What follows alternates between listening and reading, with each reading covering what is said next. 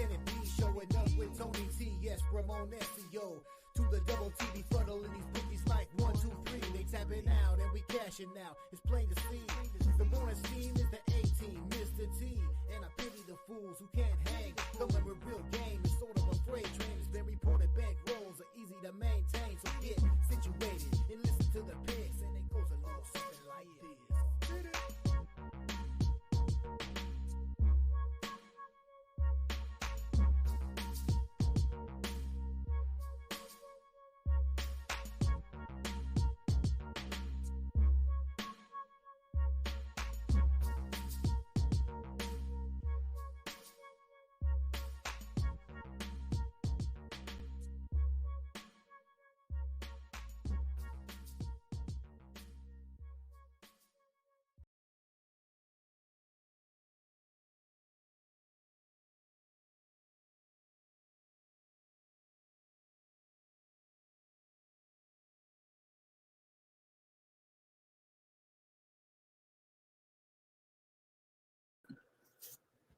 And a pleasant good morning to you from Tony'sPicks.com. This is Ramon Scott. Welcome to the Morning Steam for Monday, January 1st, 2024. Happy New Year, everyone. We got bowl game action today, including the two big games tonight in the Bowl Championship Series National Semifinals. Preview those games. Hey, it's a light night. We might be out of here before the top of the hour with today's card, but we've got those huge games to talk about, and maybe we'll spend an extra couple of minutes here talking about the NFL card.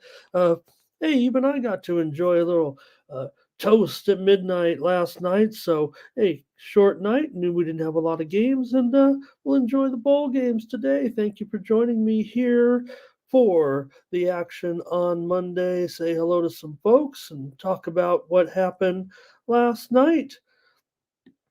How did it go for you guys? And who's here to get me going here? I'm wearing my Tennessee Vols sweater today, so maybe the Nashville crew shows up. It was Blake. Blake, I'm not kidding. You know what this is. I don't need to go any further, but there it is. There it is. You know I've got the tee on today, going up against Iowa.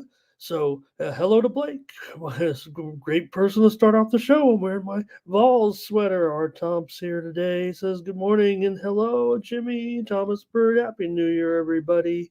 Thank you for a great year last year.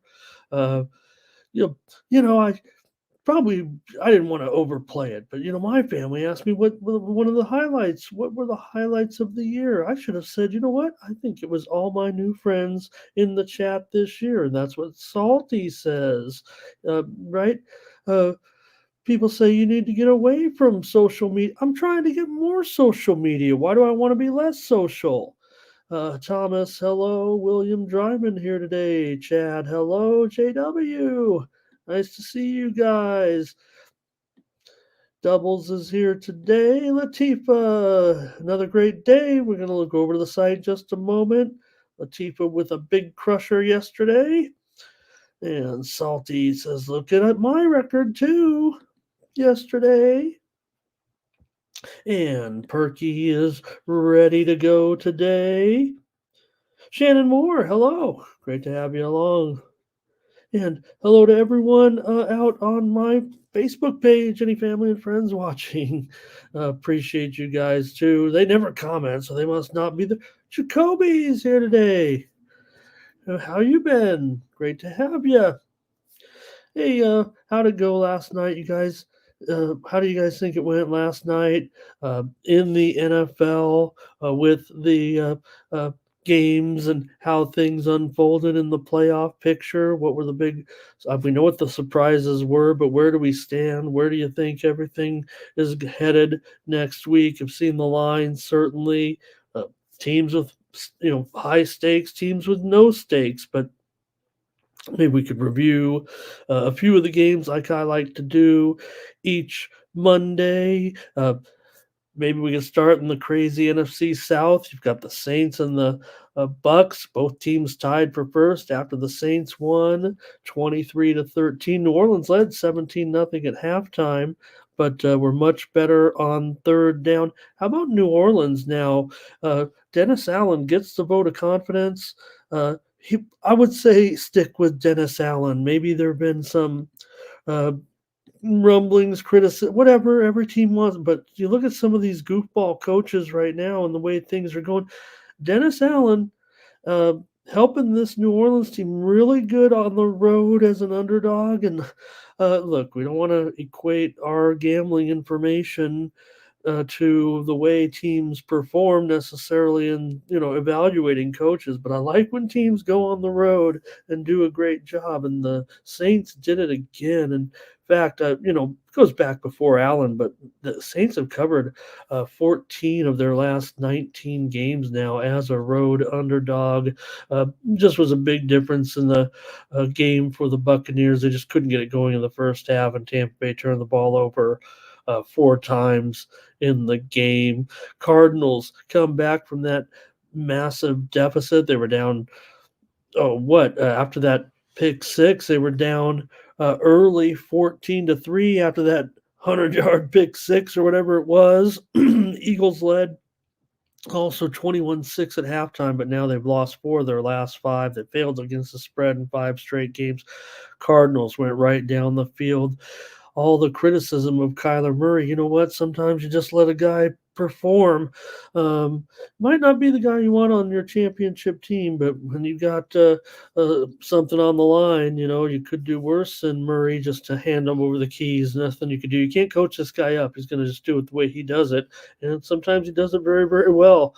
There's just no doubt about it. So Arizona also ran the ball pretty well in the game. Eagles just getting gashed again right now. I mean, there's no doubt panic in Philly right now with everything that's going on at this point. You got not only the team in your division to deal with, but you got the Niners. So it's all falling apart here, unfortunately, for the Eagles.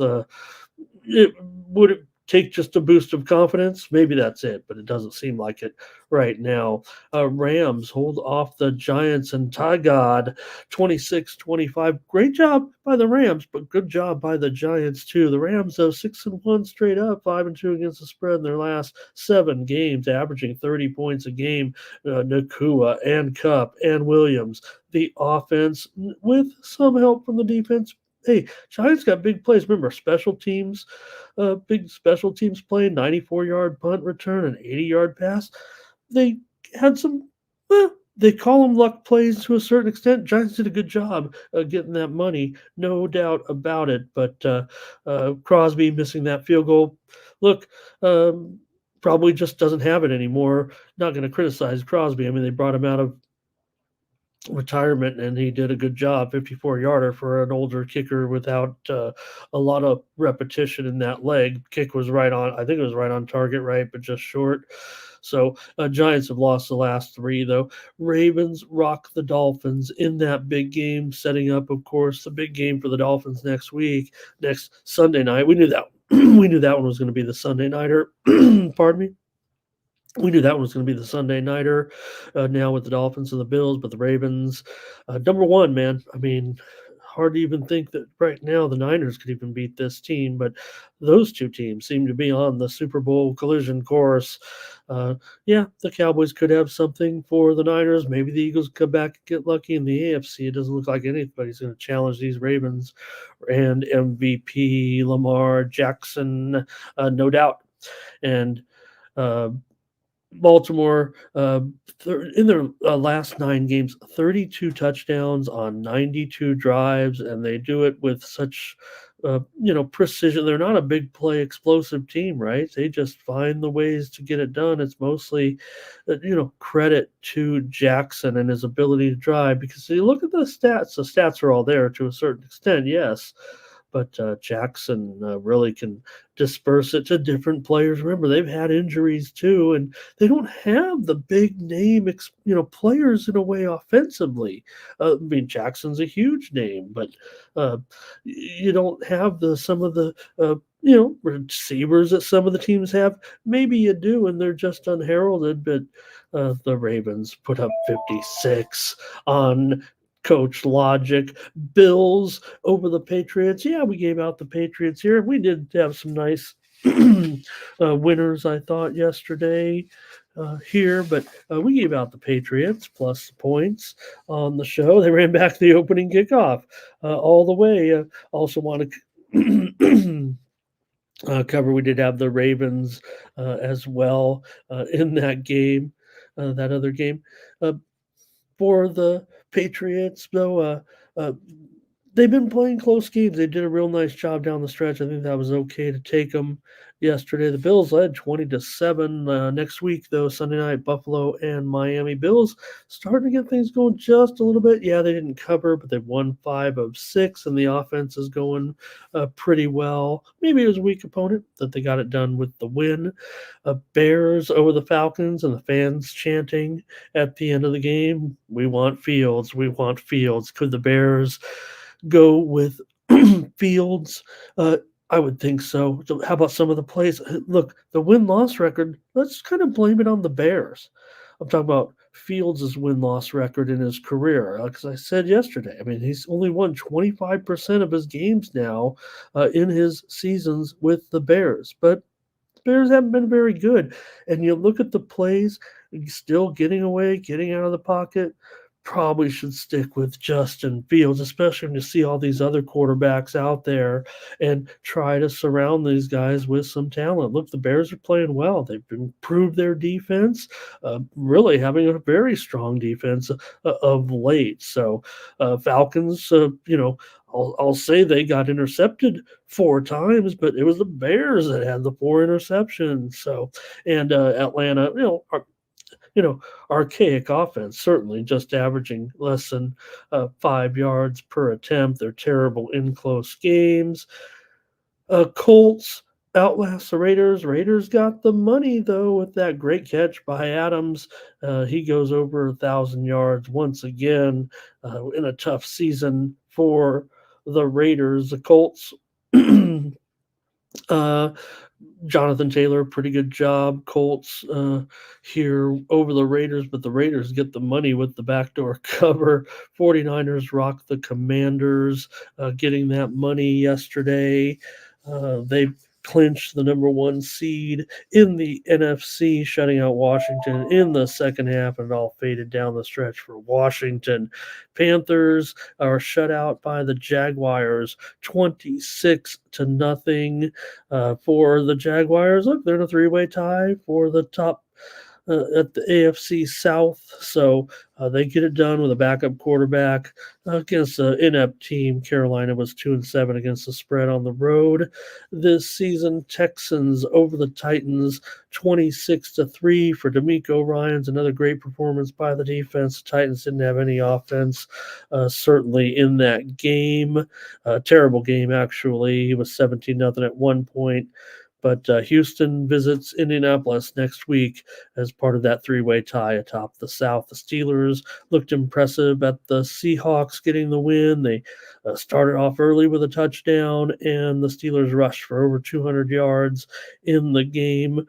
And what can you say? For the Steelers' ups and downs, you got Mason Rudolph in there, and they've scored 34 points and 30 points in the last 2 weeks. And the Steelers win again as a road underdog, 15-10 in their last 25. Steelers always get it done, we know, as underdogs. Probably should have saw that one coming here myself, and just thought it wasn't the right spot. So, I guess I have to mention the Chargers looking pretty bad in a pretty bad game. The Broncos win that one. The story with Russell Wilson certainly is the big story here, not playing and having a dispute now. The union's getting involved. Looks like the Broncos whipping out that Walmart card a little bit. I talked about this team maybe looking towards the future economically, and maybe they can be a power because of their their ownership, but looks like they're going to play everything by the vest. And now the union is going to get involved here and say maybe this isn't the way you're supposed to be doing business. Maybe a little bit more investigating might need to be undertaken in that one. So Denver swept the Chargers this year by a combined 40-16. Good on you, Denver.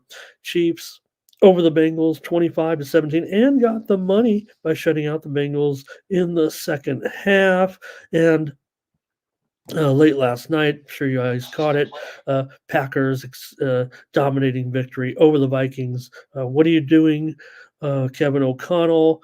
Um, sure, if Mullins was going to make a bunch of mistakes out there and cost you the game, it couldn't be any worse than falling behind like they did, starting a quarterback basically had thrown, maybe a dozen passes in his entire career. Looks like bad planning by the Vikings. Green Bay dominated the game last night.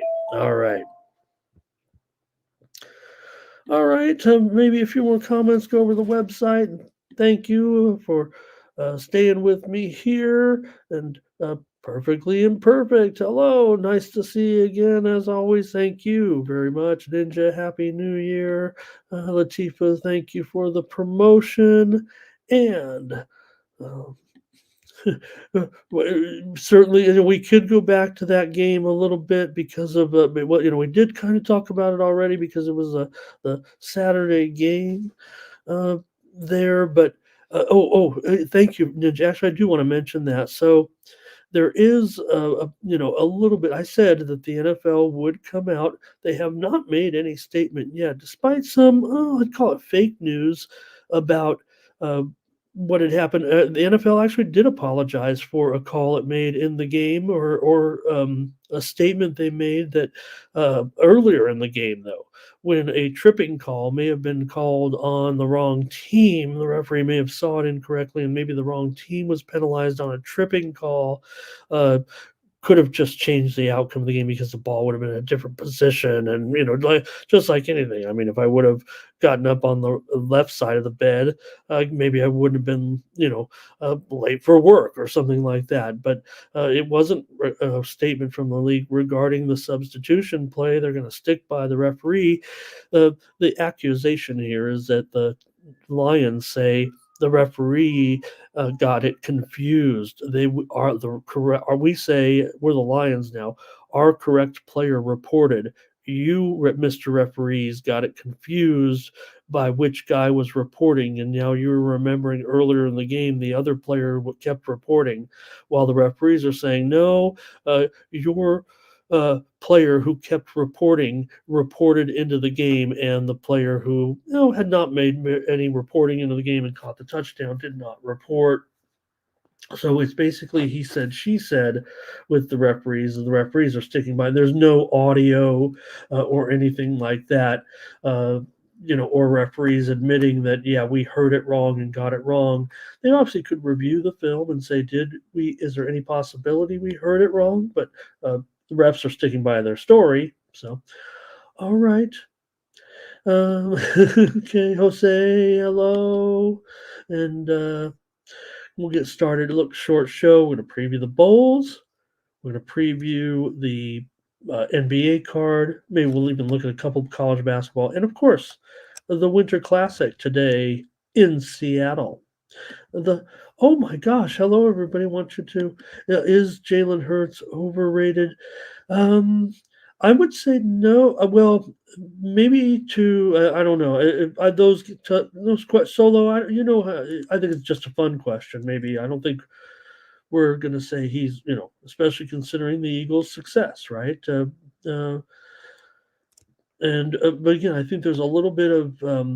I think the Eagles were overrated here. I think they're getting exposed here a little bit right now. I think Hurts is still pretty good for their situation moving forward. Look at their brown gray, but where is the real strong offensive players here? And now with the defense having the problems a little bit, I think Hurts is probably feels like a good player on their team still.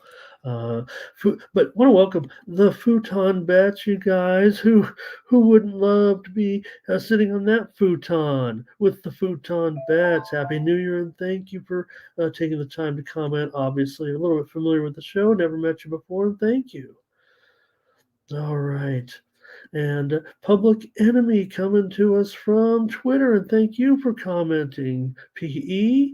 Again, anybody who's watching on Twitter right now, whether it be on my channel, I believe, or my X Twitter, whatever. But you can comment now on a game or give me your pick or whatever. Remember, you guys, the chat is the stars with all their picks here. I'm going to give a pick out too. And Jay Smoove here today. I think we gave Gerardo the day off. Maybe he's coming up. I'm looking through the comments here. And Salty. All right, Spock was my favorite guy from Star Trek, of course. Leonard Nimoy. I don't think my ears are quite there, but.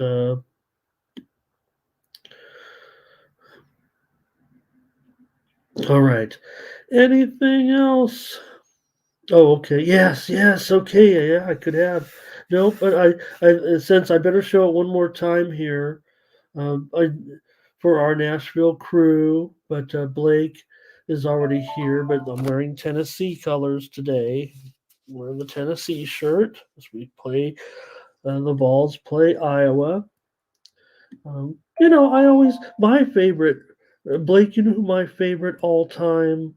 I'm going to give Blake a chance here. Who is my all-time favorite Tennessee volunteer football player. It's not it's like a tribute. You can't look this up, and I'll give you, a few guess. Maybe I'll even answer a clue, Blake. We have a slow day today. Who is my all-time favorite? I'm 55 years old. Remember, you have to go back a little bit. Maybe I'll say that. I'll leave it at that. Not recent. Not anybody from the recent. Not anybody from this last group. All right.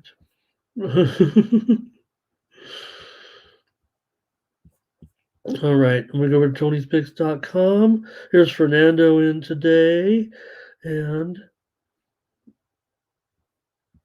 it says something about some China, the soccer, and let me see. I just wanted to say on today's soccer schedule, they're really just action today in England for the most part. In the lower tiers, there is one Premier League game, but oh, okay, yeah, okay. China and Hong Kong are playing in a friendly apparently here that might have just started, and we don't even have an update yet. They just and well, I didn't. It's in Hong Kong. There's no comparison to this, but I just have the news on here watching some of these videos today of a massive earthquake actually in Japan today. It looks, there's certainly a lot of damage. No, doesn't look like the one from, oh gosh, what was it? 15 or 20 years ago now, the big earthquake, but pretty big one, 7.5 earthquake over there this morning or yesterday. I guess it's called the afternoon. So, we might. I don't know. Blake doesn't have any. He might have took off for a little while, so I'll save it in case he comes back if we see him. We'll play some hidden trivia. It's not really trivia. It's my opinion. Sunderland beat Preston 2-0. So we're mostly in lower leagues action, getting away in an hour today with the lower leagues, and then I believe one game today. Liverpool and Newcastle is our feature. Tennis season underway. Also, don't forget action in Brisbane, Auckland yesterday, and I think where was some other action, right? In Hong Kong, yeah. Some of the men are in Hong Kong, I believe. So tennis season underway. All right. Go over to Tony'sPicks.com and see who did well. See, Latifa's record was great. Lassy's giving out picks, and Lassie love giving out his soccer plays. We might we might be betting soccer here today, the way today's schedule looks, but just enjoy the new year. we get started, go over to Tony'sPicks.com right now.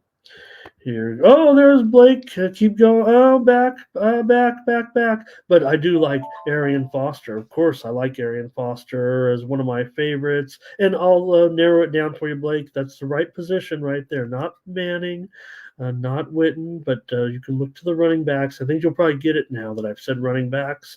Older than Foster, but I will say, well, obviously, I'm a big Arian Foster fan from Mission Bay High School in San Diego. Saw him play.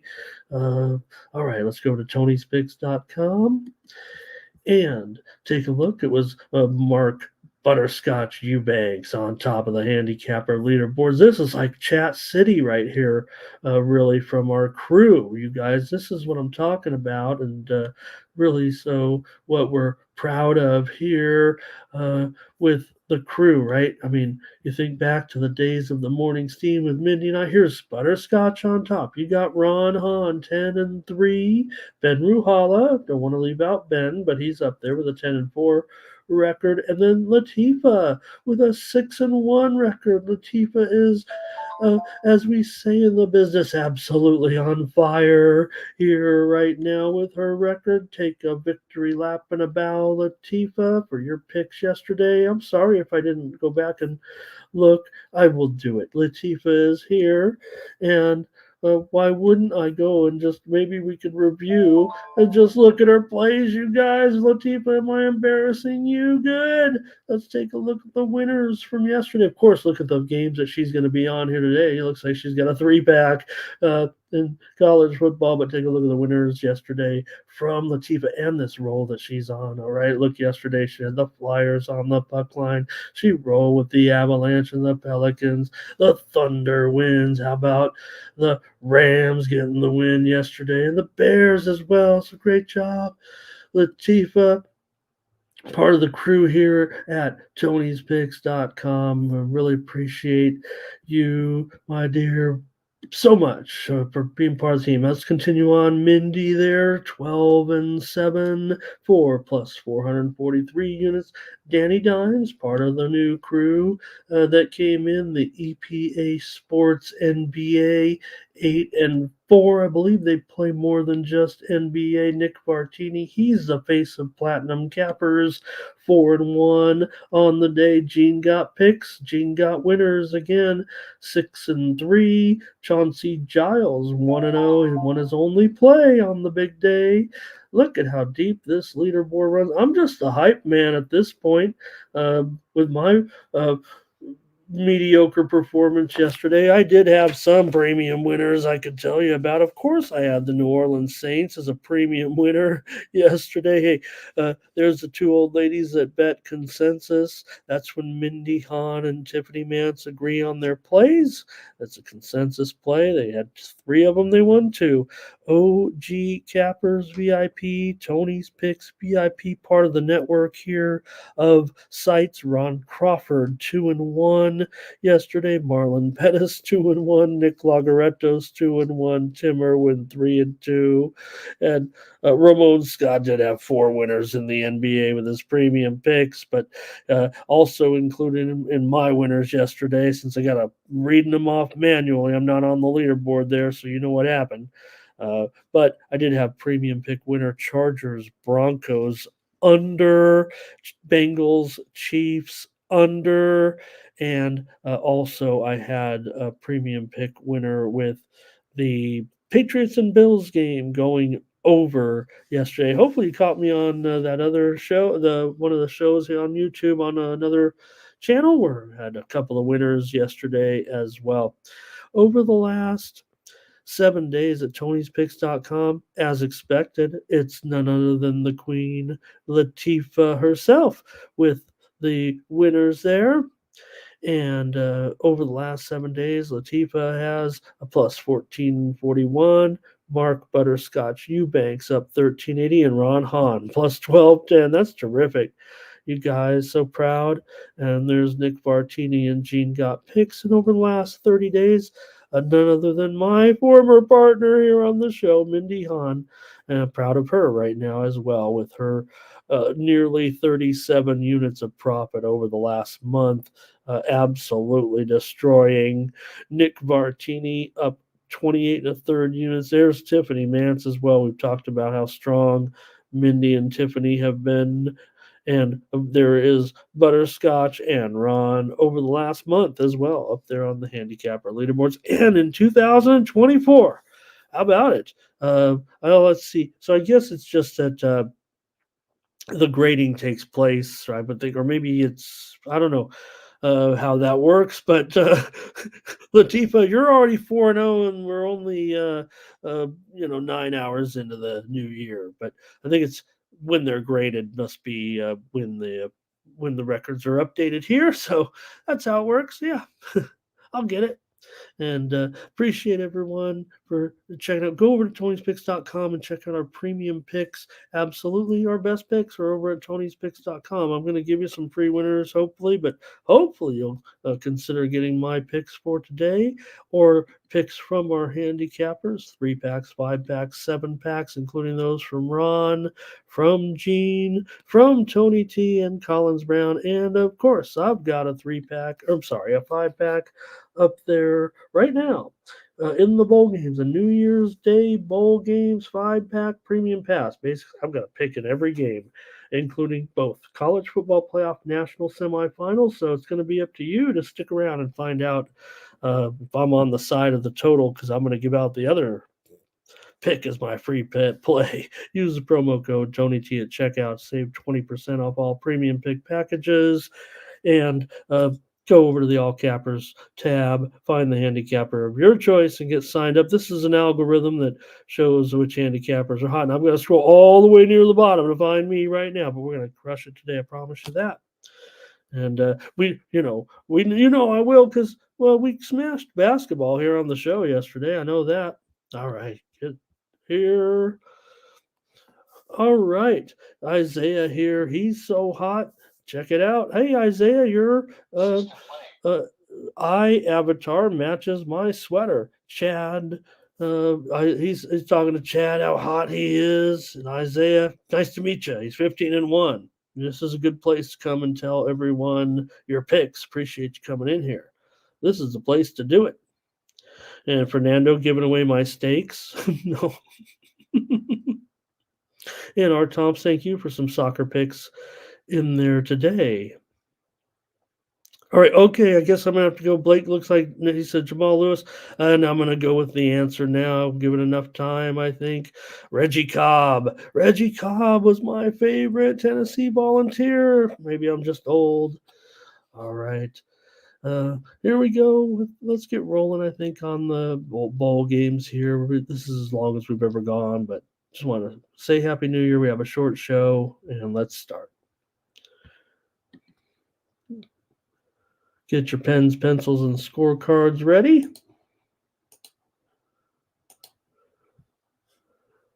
And we'll get started with our first bowl game of the day from Tampa, Florida. We got it back to a couple bowls without with just sponsor names. So we got Wisconsin taking on LSU here, and LSU pretty big favorite over the Badgers. In this one, no Jaden Daniels. My guy will not be in this game, but they will have Nussmeier, and pretty good replacement. I would imagine that Nussmeier would have had a pretty good season too. He doesn't run like Jaden Daniels, so maybe he wouldn't have won the Heisman Trophy. But for Daniels, it's a pretty good replacement to have a guy like Nussmeier come in. I should say for LSU, because they do have some other key opt-outs as well, but still they've got a pretty deep, talented roster here. I don't know if it's necessarily, everybody bailing on the situation coming in for LSU here. I mean, they're still an 8-point favorite over the Badgers. Badgers are in a pretty good, situation as well here, I would think, for Coach Fickle. But they will also be missing some players. here. I think Allen will be out of this game, the strong running back that they have. It's mostly about the defense when it comes to the Badgers. So it's total pretty high, 57 for, LSU. Tough to say if they'll get that same kind of offensive production that we saw in so many games going up against a Wisconsin team that they're known for their defense and some of those low scores anyway in the Big Ten. Yeah, they're not playing Nebraska here or anything like that. I mean, they're playing a pretty strong, still a pretty strong SEC team, that certainly was alive and breathing throughout the season for, some. And they've ended up in a bowl game here on New Year's Day. So I don't think there's anything too wrong with that.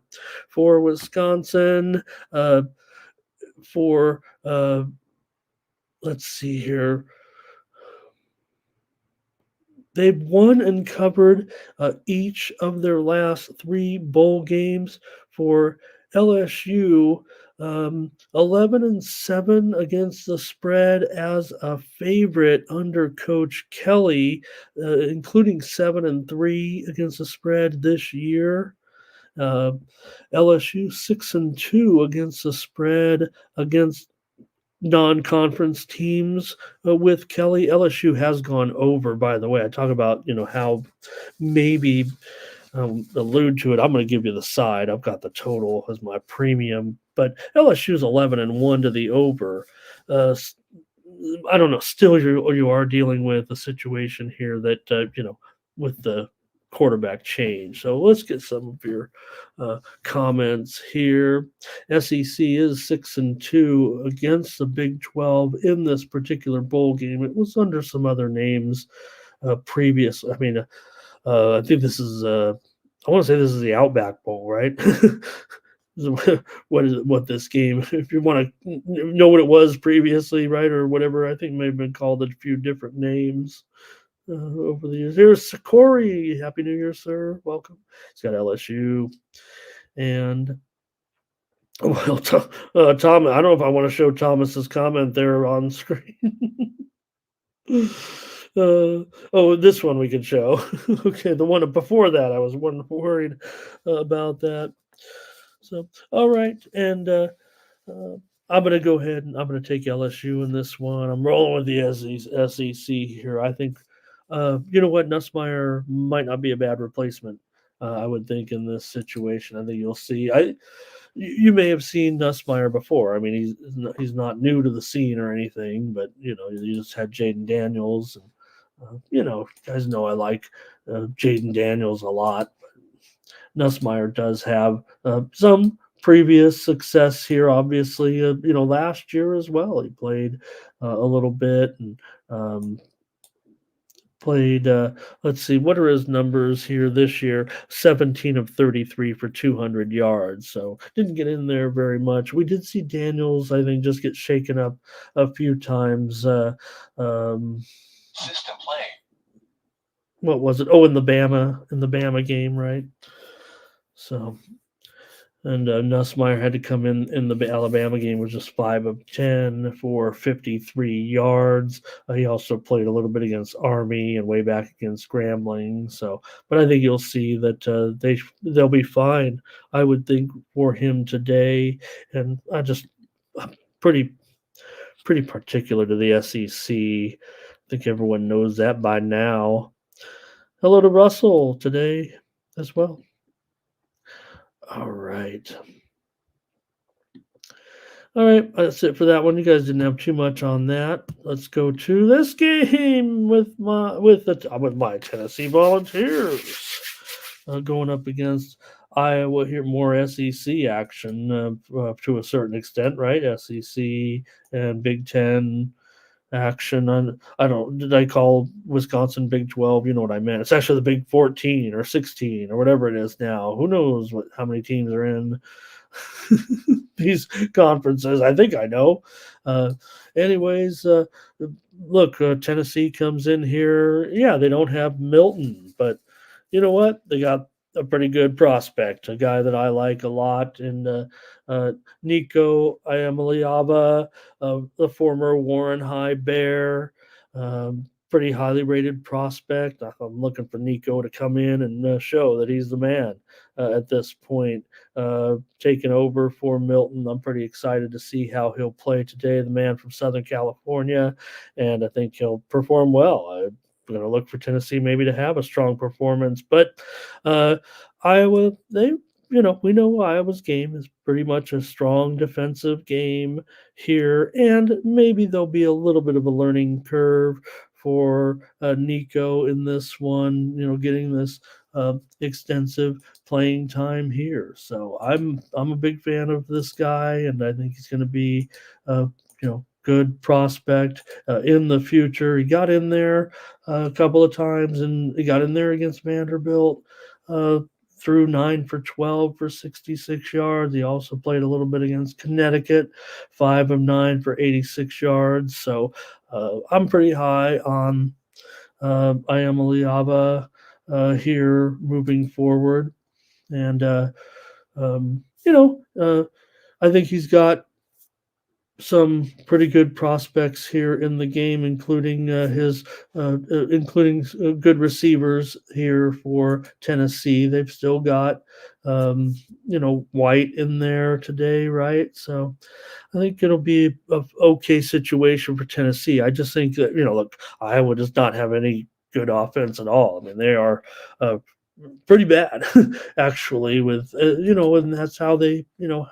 uh, that's how they roll. They've been a defensive oriented team.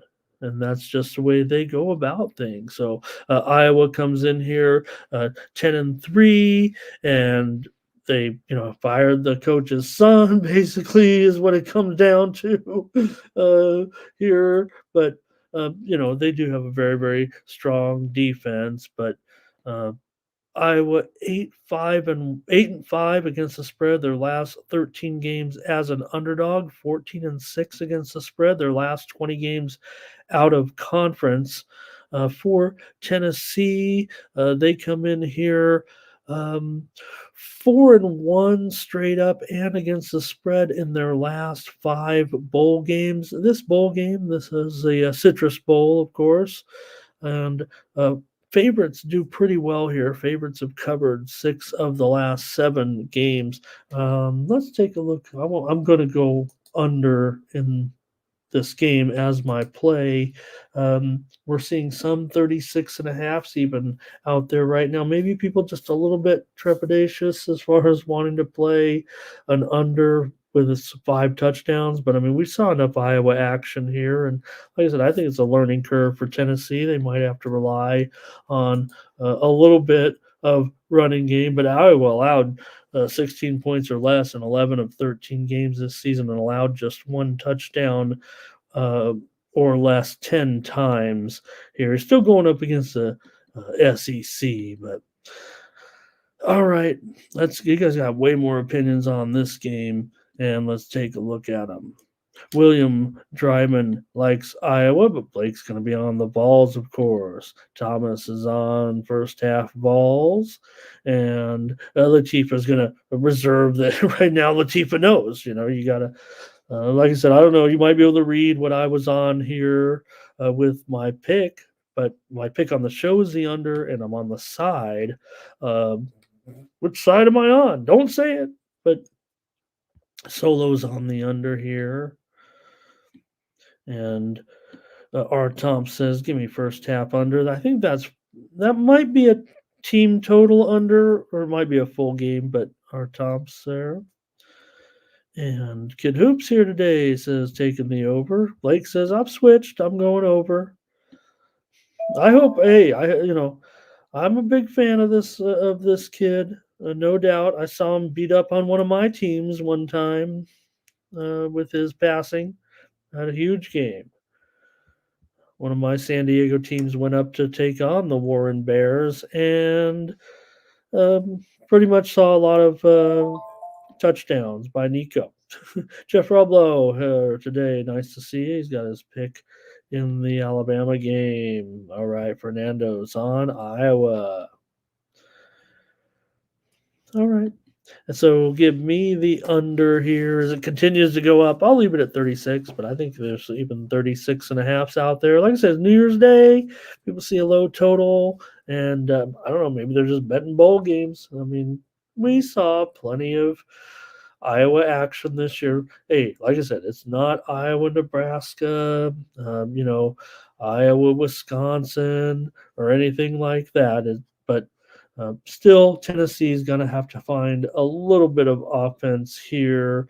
And Jalen Wright also out, and also Jabari Small. So you're missing some of your running game here. And Dylan Sampson, he'll be the man, I believe, today. Barber Life, nice to see you. Nice to have you. And obviously, you're getting a chance to comment today. Now, get to hear from Barber Life. Obviously, knows what we do with the show and gives us our plays. So thanks, Barber Life, for coming in, giving us your plays. Maybe busy cutting hair. Maybe busy cutting hair when the show's on, and maybe he's already open at 9 a.m. or something East Coast. Listens to the show. That would make me very proud. Even though it makes me very proud that you all stick with me here. We got 70 of you here today previewing bowl game action, including the Fiesta Bowl. We're getting into some heavy big hitters here right now, and congratulations to Liberty for making this game. The Flames representing here. Just a real good situation here. That's all it is for Liberty. The program still a big underdog here, certainly against Oregon. Not a huge underdog here for a 13-0 team. I think the spread's actually wrong, but nonetheless, it's 18.5 with just a typo there, you guys. That is not a line move or anything. I always subtly kind of talk about, oh, I got up at this hour to type these lines. Got up pretty late today. Got up pretty late, had a little champagne toast at midnight. And man, for someone who doesn't really, don't tip the bottle too much. But anyways, for Liberty, they come in 9-4 against the spread this season.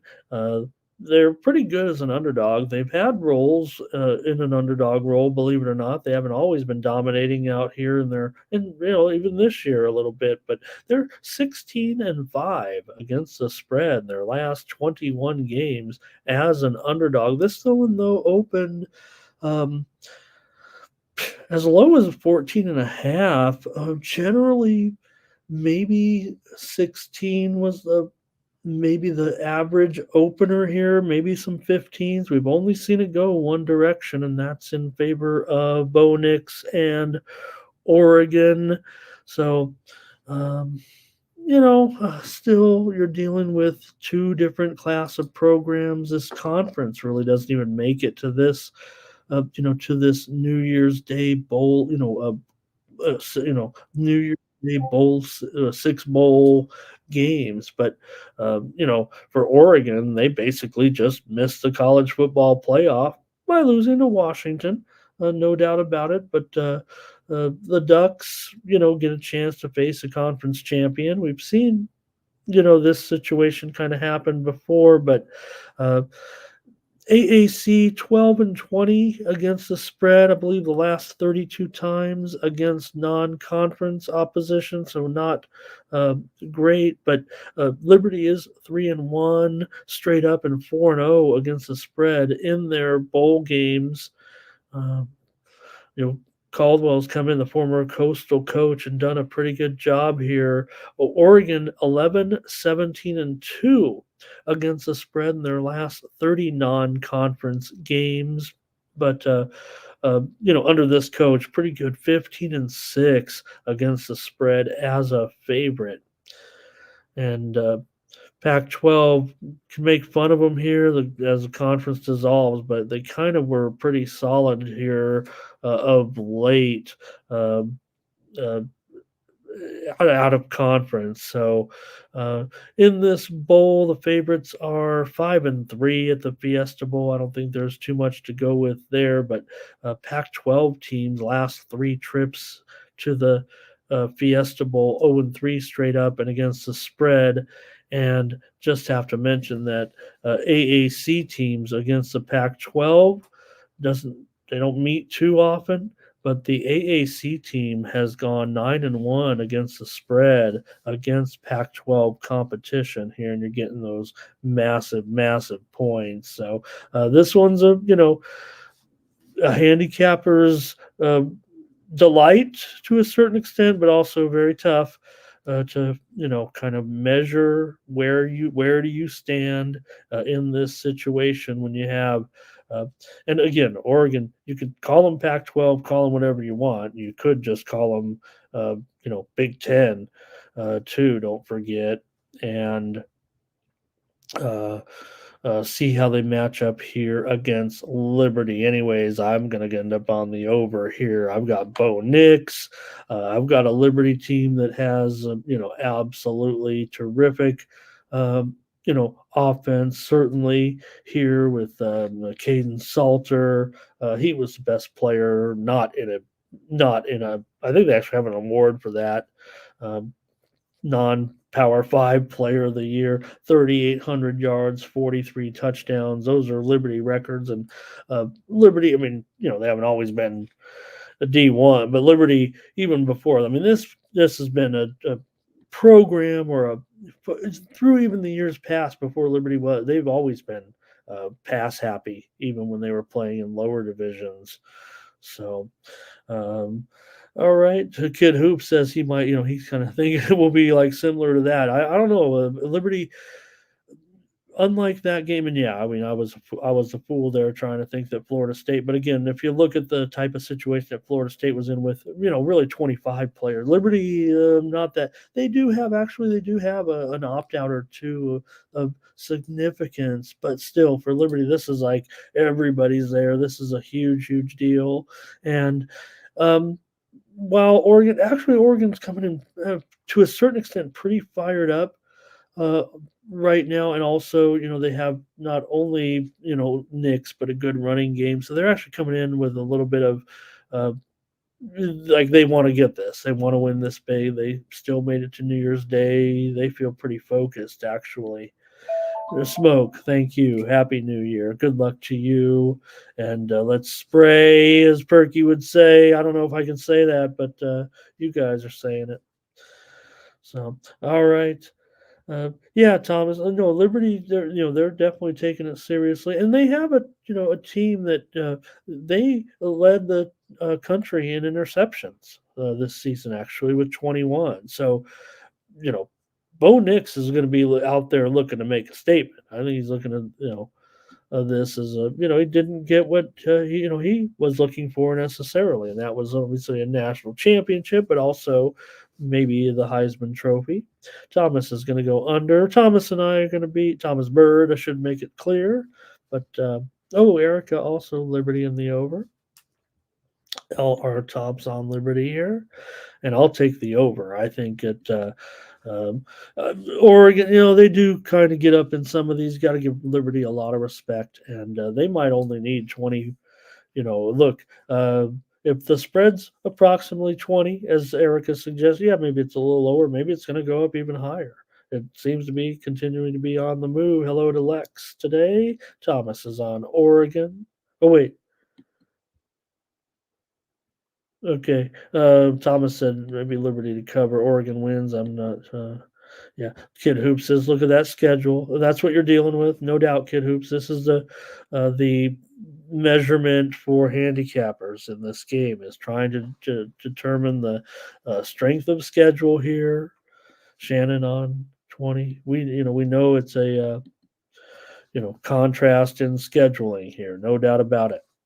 But they still have no Tony Franklin, who is Oregon's best wide receiver, and there are some other key players, but they do have Bucky Irving. They also have Pac-10 strong defensive lineman, Brandon Dorius, first team player. So yeah, I just think it's a real good contrast. Expect a double digit win, I'm sure, for Oregon. Whether or not they get the money, that Takia, hello, how have you been? Hello, hello, hello, Takia. Great to have you stop by. Pleasure to have you see you again. All right. So give me the over, though. In this one, I'll take over 68.5. Let me maybe get the. Yeah, Tom, I agree. I think that is, but it just seems like, Nix wants to play, so I think a lot of guys do want to play. Looks like a prop play here. So, all right, let's keep it moving here. Not a lot of games, but we'll preview them all and let's get into the big ones, you guys. Let's get into the big ones. All right.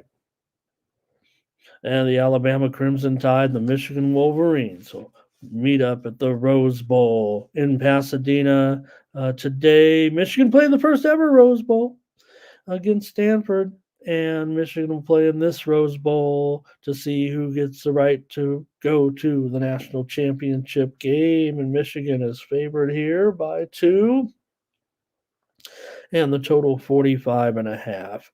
Well, you don't need me to preview this game necessarily. Yeah, we're going to make a pick. We're going to talk about it, but want to get everyone's input here on the national semifinal between Alabama and Michigan. Alabama's story with their quarterback, Milroe. He definitely played pretty great this season, did a great job.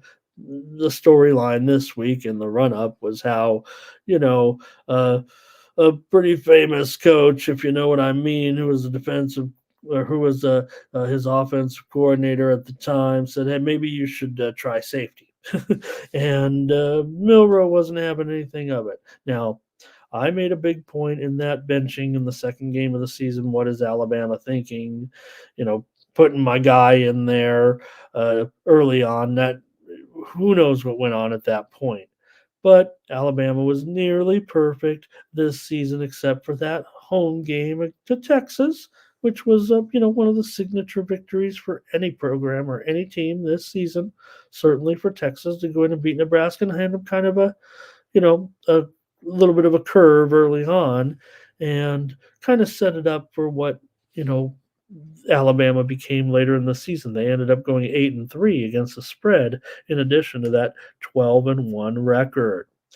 So Alabama, you don't get them as an underdog very often, but Michigan obviously comes in, in a spot where the drama surrounding the program and the coach and everything else it does feel like distraction to me. I don't know. I mean, who knows what's going to happen? How is Harbaugh going to come back from this, despite Michigan kind of trying to say, "Hey, we want you back," but uh, it's more about the team on the field. I know that, but man, I'm still pretty big on the SEC. You know that. Uh, Anyways, I think that Michigan here could have an okay day offensively. Um, Look, McCarthy does a pretty good job. Is he going to be an NFL quarterback? Probably not, but still threw for 19 touchdowns this season and four interceptions, completing nearly 75%. Michigan, uh, 9, 12, and 2 in their last 33 games against the spread as a favorite, but 8 and 15 against the spread outside of the Big Ten, including 0 and 3 against the spread this season. And, they were okay to a certain extent against the spread. Now, Michigan 1 and 4 straight up and 0 and 5 against the spread in their last 5 bowl games, allowing 40 points per game in those bowl games, and some of them have been decent games, no doubt. Michigan's had, some big finishes. The underdog is covered in 6 of the last 7 Rose Bowls. Now, sometimes it's been in the playoffs, sometimes it hasn't been. So, Michigan actually hasn't been in the Rose Bowl. They're a Big Ten team, and they haven't been in the Rose Bowl in 17 years. Alabama 12 and 7 against the spread in their last 19 non-conference games, and this one's been beaten into the ground. But Saban, he's been around for a long time, and has had underdog roles here and there. 51, 31, and 3 against the spread for Nick Saban as an underdog. So Milrow, 23 touchdown passes, 12 rushing touchdowns. Crimson Tide, 11 straight uh, wins, and 10 in a row under Milrow since that game where, he didn't get the start or whatever. All right, I'll get your picks right now. Alabama, I mean, they're 6-1.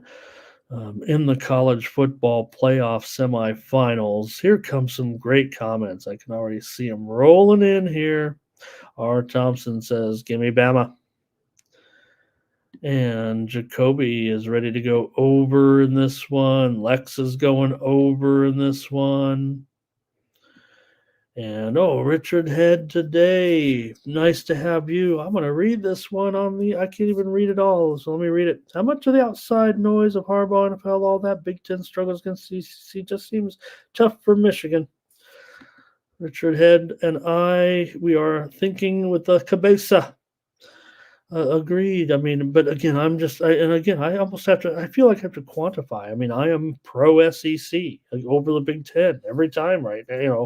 Yeah, I mean, I guess you could, I don't know, throw in, uh, uh, you know, uh, Michigan State against Vanderbilt or something, and okay, I get it. But not when they're talking about quality of teams here. Thomas says, "Give me Michigan by a field goal." Kid Hoops going over. We have a lot of over in the chat. I'm going over as well. That is going to be my pick here on the show as my official pick.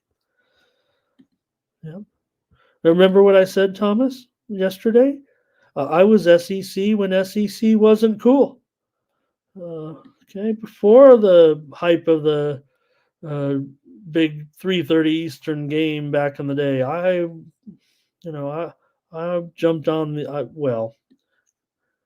just a college football fan. But here's Futon Bets, Michigan money line. Kid Hoops look for a big play. Roll damn Tide. Shannon Moore. Bankroll Woods likes the over as well. We all like the over in here. Thomas says lots of 3 and outs. And I talked yesterday about Harbaugh. Then now the talk about the little bit of talk about my Chargers, but I don't think they have the money. I don't think they spend the money. I think Harbaugh's price tag is too much for the Chargers. They'll go back to some, cheaper coach. I do not expect a big hire from the Chargers. I'll come on here. I'm almost like, because I know that the Chargers watch the show, and so I just want to kind of say it like that. Like, no way will the Chargers spend any money on a coach like Harbaugh, whether he goes to the NFL and can recreate his success there or not. I would think a chance. Look, maybe Antonio Pierce, he maybe have earned the job. He took a step back yesterday, no doubt.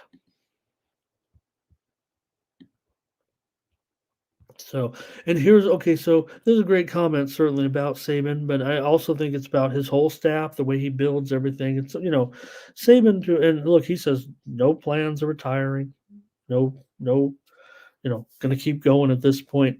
I think this is here's my final observation on it with the way that Alabama runs things, right? So look at some of the progress, some of the situations with Alabama and maybe these quarterbacks that are now getting to the NFL and failing a little bit. Does Milrow really have what it takes to go on? I don't know. Kind of looks like the last couple of look at we're not really hot on Young, we're not really hot on Jones, and to me, sometimes the quarterbacks are making these receivers a little bit out there, right? We talk about how that happens, and but to me, maybe the team makes the quarterback better at Alabama. You got so much talent around you. Think of all the great wide receivers that have come out of Alabama a little bit. It maybe wasn't so much, I mean, the quarterback, there's a lot to it, and quarterbacks have more success sometimes at the college level. But I also think just in general, the depth of the Alabama program. Michigan's going to have, 100 players, but I mean, just the number of stars. If you if you go down like on 24/7, number of stars and all that. Alabama, there's nothing. They're still. I mean, this is a big deal for Michigan, man. This is a huge opportunity for Michigan again, right here, right? But for Alabama, this is old hat. Doubles on Alabama. And Kid Hoop says he loved watching Keith Jackson comment on the game at the Rose Bowl in Pasadena. And we always say Keith Jackson, and I think I'm guilty of it too. But we always say "Oh Nelly," and that wasn't even Keith Jackson's saying to a certain extent. All right, no doubt doubles SEC, but we are now talking about the Alabama Crimson Tide. Jay Smooth says take Michigan. Yeah. And Auburn, they have their own set of challenges, though. All right. I'm on the over in this one as my play here on the show. So please consider getting my premium pick package today with the bowl games 5-pack. And that might be what I roll with today because this is a big day for college football, New Year's Day. And tonight it'll be the Sugar Bowl at the Superdome with the Texas Longhorns and the Washington Huskies. Oh my. That sounds like Keith Jackson right there as well. What a game we could have here. Shaping up with the Huskies and the Longhorns. Wow. This one just sounds exciting. These two teams met last year in the Alamo Bowl, and the final score was 27-20. Washington upset Texas as a 3-point underdog at the Alamo Bowl last year. I think might be a few more points scored than 47 in this one. Got Michael Penix, of course, for Washington. He's in this game for sure, and Heisman Trophy finalist. He led the country with nearly 345 yards per game. For the Huskies, it might also have the best offensive line in the country. The line won the Joe Moore Award as the best line. The Huskies 6-1 against the spread in their last 7 games against non-conference opposition. The Longhorns have won their last 7 games in a row to come in here, but just 4-3 against the spread, and they're a favorite here. So for Sarkisian, not only did he resurrect his career, but he resurrected this Texas program and really got them where they believe they deserve to be, and they've got a great defensive line here to take on those Washington offensive linemen with Devontae Sweat certainly, and Jalen Ford as well. So they've got plenty of defense, and they've got a good quarterback in Quentin Ewers. He was injured for a couple of games, so with him back, they can have a pretty decent performance here, I would think, against the Washington Huskies. Should be a pretty awesome game tonight. Do you guys have some picks here in this one? All right. And Richard, another great comment today. Will Texas play differently, trying to get yours, keep them healthy, keep them upright? The undergrads likes Texas on the money line. Jay Smooth says, give me the Huskies. There's going to be two-way action here on this one. Solo says he likes the defense here in this one. And Kid Hoop says, Penix can sling it. Washington money line for Solo. Our Thompson Washington plus. And doubles is on Washington. You guys have got more Washington in here, I think.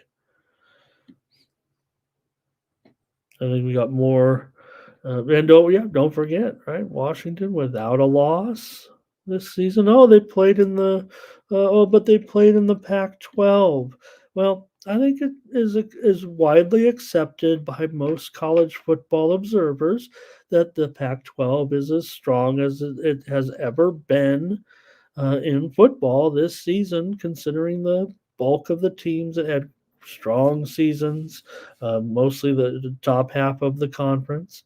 So much so that the resurgence of the Pac 12 has been so significant over the last several years that the conference members has felt it okay and um, they have a solution to move into those other conferences, as you guys know, tongue in cheek.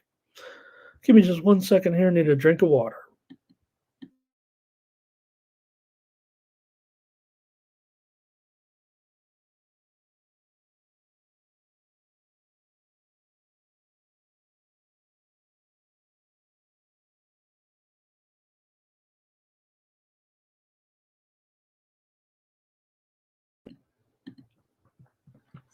All right. Thank you, everybody. All right. Yeah, Terrell. Even I had a little champagne last night and was really mad when the alarm went off, and I only got up 90 minutes before the show. I usually get up 2 hours or more. Jacoby under. Here's Brent with his projections. Richard likes Washington. And Thomas says he'll take Texas. He thinks they'll hang around, pull away, get the cover here. Washington, it's funny because you think of how fast this situation has developed for Washington because, they went 10-0 in conference, but their growth there happened so rapid. They were still 4-5-1 against the spread in conference. And their last four wins, some good teams, but the wins were just by 7, 2, 3, and 3 points. So they're pretty good as an underdog, though. This coach is good as an underdog against the spread. 5-1 against the spread. So Washington's gone under in 3 straight. I'm going to take the Washington Huskies as my play here today in this one. All right. All right, you guys, enjoy all those today. And should be a fun day into the night with the college football playoff. All right, we're going to talk about the New Year's Day schedule in the NBA today, and hopefully you guys are ready to roll with me here and some NBA plays. And we've got a card of 8 games today here in the NBA, and let's start it off with some news here, certainly, with the Timberwolves taking on the Knicks. So the Knicks, first game here with some new personnel here. I think we're all settled in, I believe, with the trade that went down over the weekend. From what I understand, we will see new players in action here for the Knicks after the trade. Look, one thing that OG Anunoby does bring coming in here, I think, is a little bit more defense than RJ Barrett. I think that's the one way that I would kind of look at the situation. But so I guess it'll be a new look Knicks. They closed out a 3-game road trip where they did not even get a victory when they lost to the Indiana Pacers 140-126 last out. Definitely a bit of a concern, but again, they were, the Timberwolves, meanwhile, they concluded a great month, man. How about the Timberwolves? They beat the Lakers 108-106 in that controversial finish. here, and the Wolves are having that monster season that we continue to talk about. They could win as many as 60 games at this point. The way they're the number one defense point wise in the league. Like I said, the Knicks could be improving their defense here with the addition of Anunoby, but the reported steam has come in on the over in this game, and now we're sitting as high as 223. Okay, let's update that because this is definitely starting to take a turn here, going back down for the Wolves on the road. See a few comments. See a few comments coming in here. And let's see. Nick Chad says, give the Knicks a few moments here to kind of get things going. Will it affect them today, though? And right, Terrell? I mean, just to, look, I think Barrett may be the type of player who actually could feel more comfortable in his home country. I don't think there's anything. I don't even think it was necessarily a thing. Just he may have not fit in with the current pieces at with the Knicks, right? Tough to say. I mean, why watch every game, right? And it's kind of like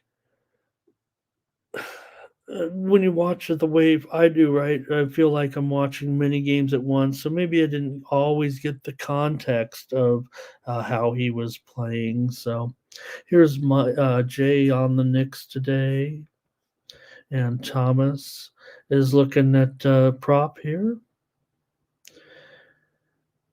And Lex says the Knicks bounce back. T-Wolves money line is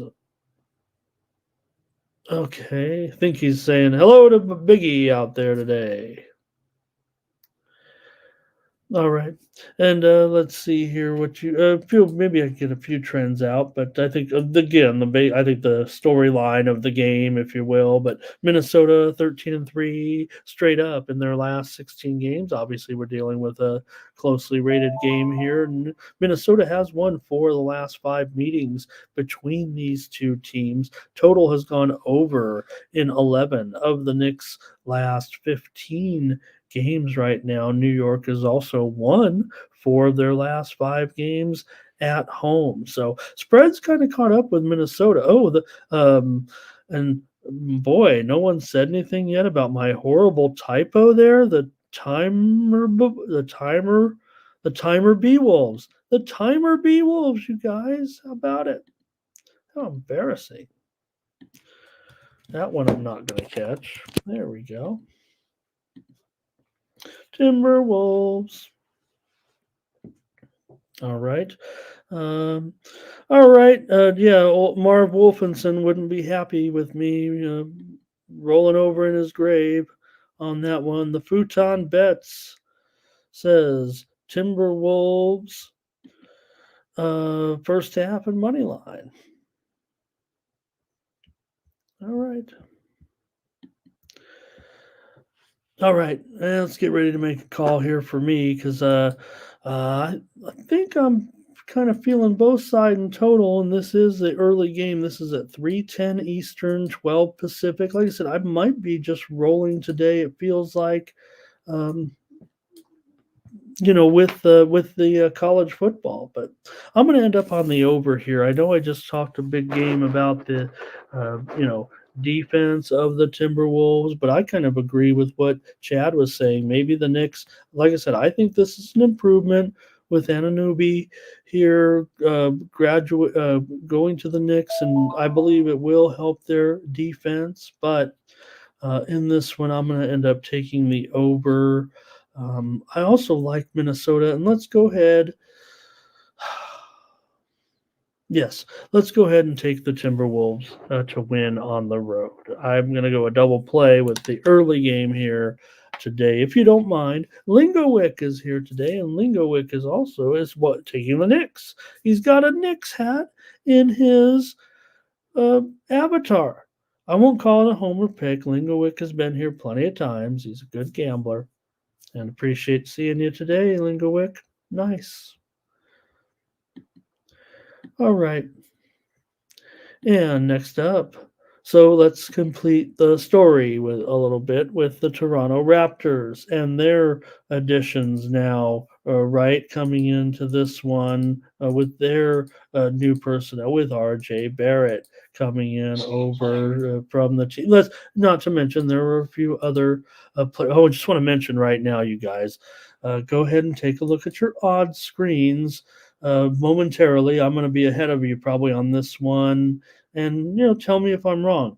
But the New York Knicks are going to take steam here right now. I'm already showing some lines have moved to +1. All the twos are going to be wiped out here, I believe, momentarily, and the total is going to continue to drop in that Timberwolves and Knicks game. I don't know if this is triggered. I'm here on the show with you guys, so I don't know if there's been any kind of um, you know, injury announcement. We do know that Flynn is out of the game. He was acquired by the Knicks. Uh, but right now, the Knicks are taking steam. The line is going to be readjusted. I imagine this game is going to move to a pick 'em right now. This is breaking news. Line move here. This is why you come, hopefully, to the morning steam each day. I'm not just the eyeballs are here. There's not any hype or anything to it. This line is moving right now. The Knicks are taking steam and a little bit more on the under here. But let's move on to the next game. But that's hopefully that is why, and to see me too. But again, that's kind of what the premise of our show is here on the morning steam, is to analyze these line moves a little bit. I give it to you from a market perspective. So, like I said, and nobody on this chat room is any better than me when it comes to watching person. Or no, I don't mean like that. I mean, we're all equal, right? I always say like maybe I know more than most of them in the chat because I watch this stuff all day, and you guys are busy with your lives and jobs. But just put one of you with 1/10 of another one, and you're better. You're got me. You guys are very knowledgeable.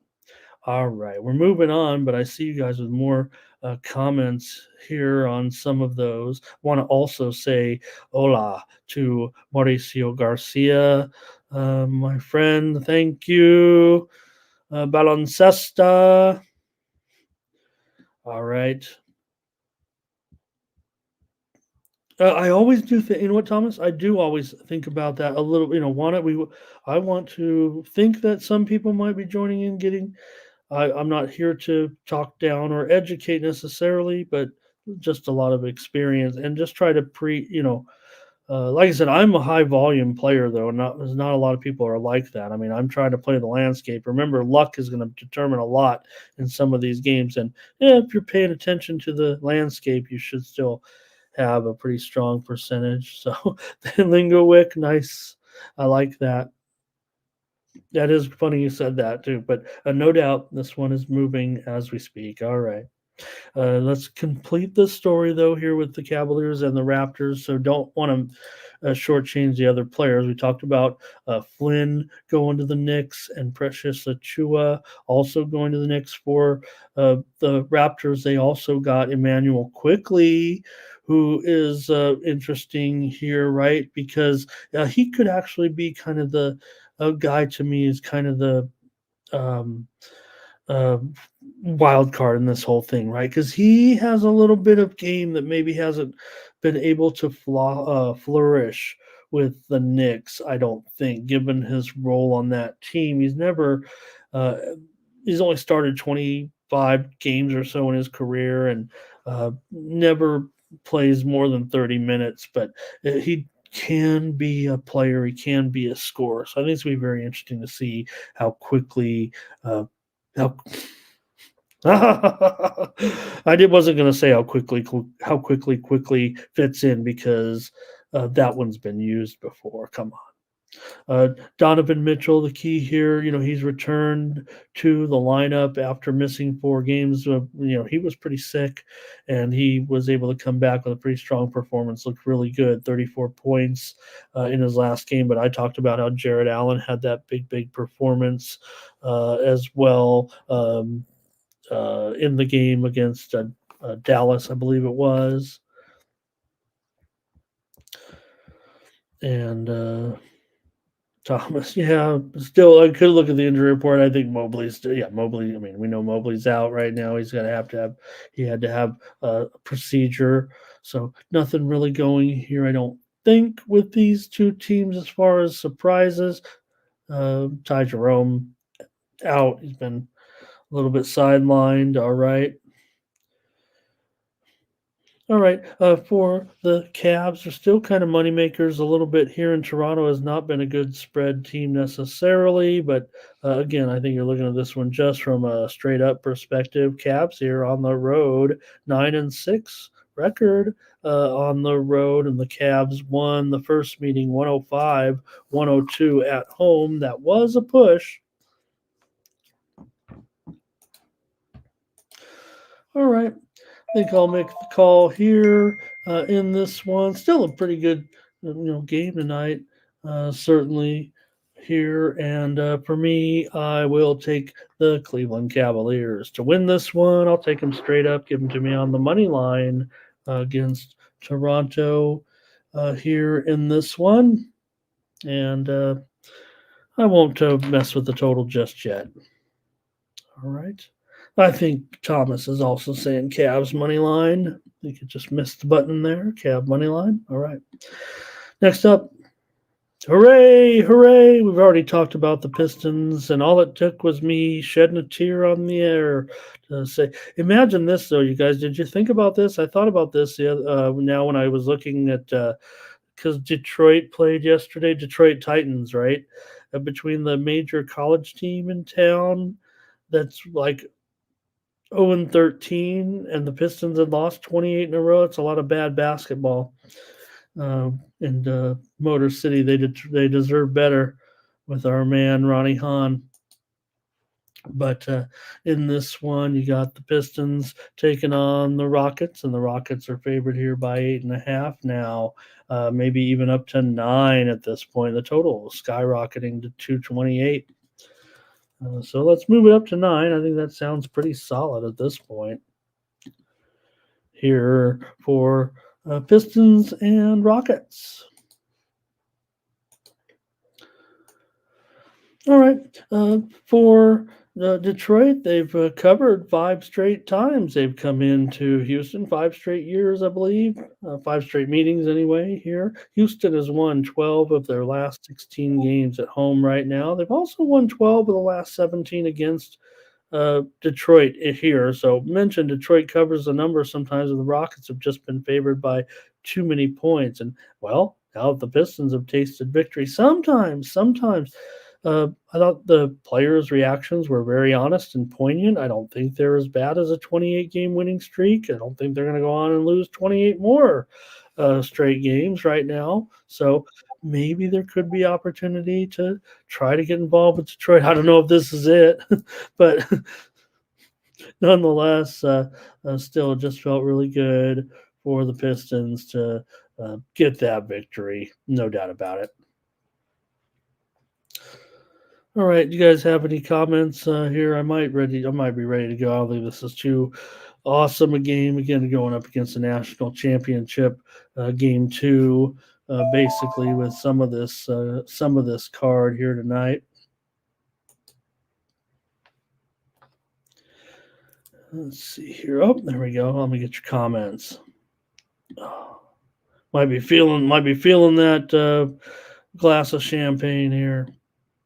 All right, here we go. Lingo Wick says, give me the Pistons in this one. They're going to go on a cover streak. And Jay Smooth, though, says, I think he's saying lay the points with the Rockets. All right. Hey, Nathan Cerna here today. Appreciate you, my friend. Nice to see you. All right.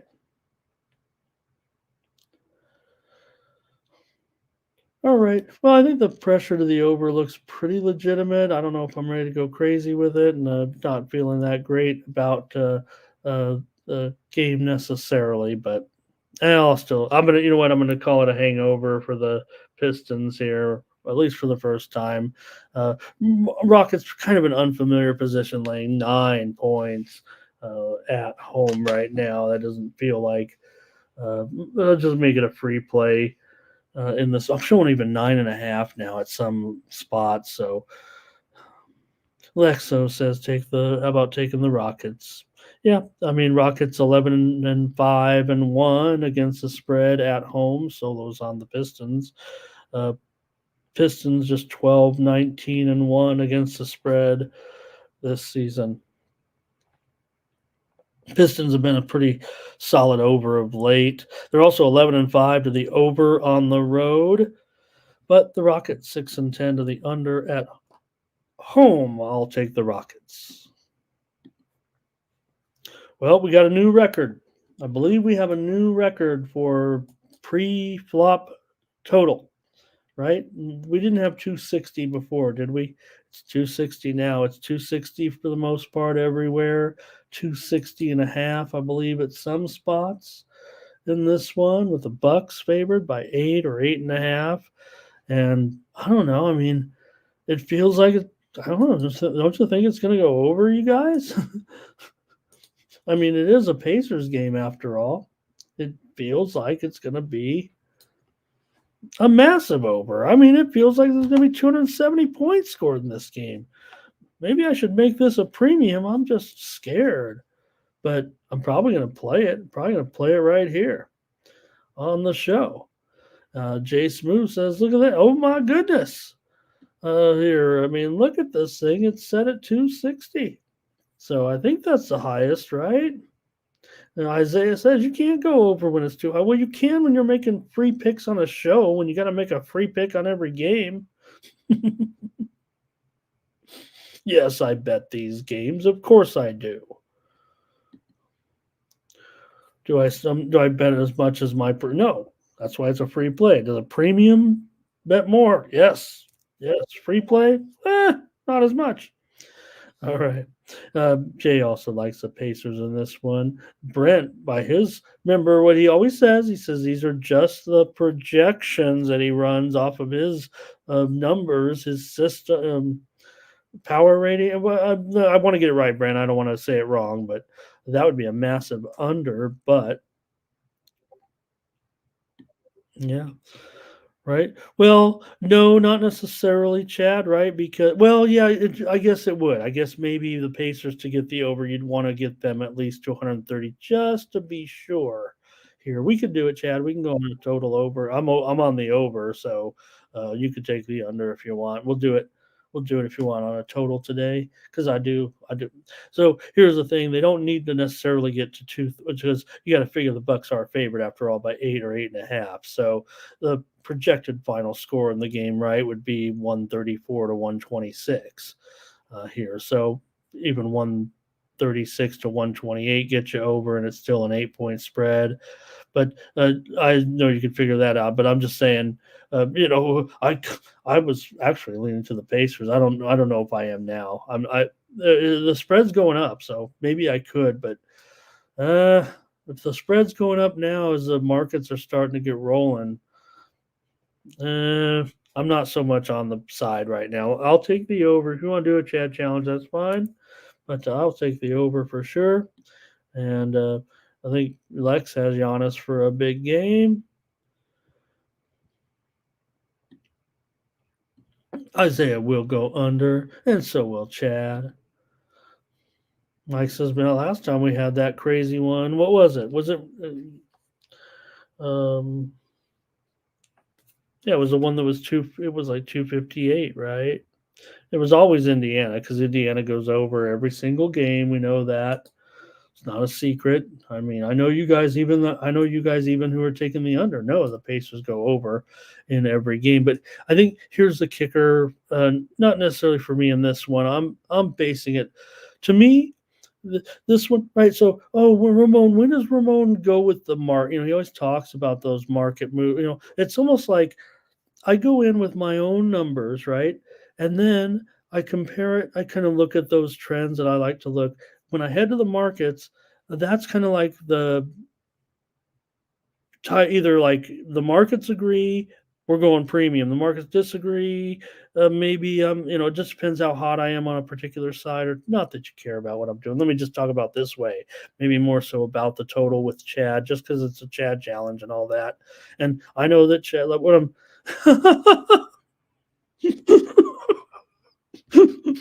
Terrell Westbrook wins the comment of the year. That's only the first day of the year, but Terrell Westbrook is in the lead for the comment of the year right now. It might have been the comment of last year. Thank you, Terrell. Oh, that's hilarious. Oh my God. That is absolutely awesome, Terrell. Oh.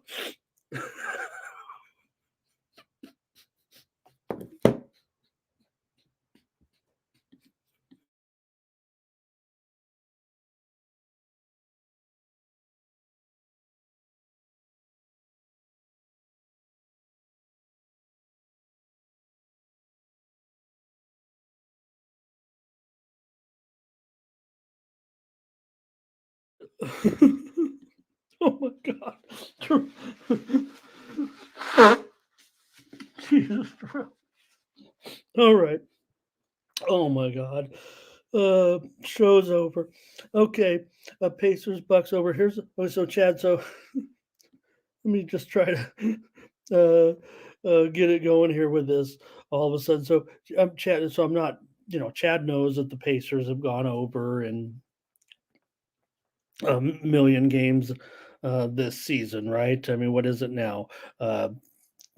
21 and 10 and 1 to the over. Milwaukee's 21, 11 and 1 to the over. But also, these two teams, when they meet, they have massive overs. 7 of the last 8 games between these two teams have gone over, including 2 this month. Actually, one of them went under.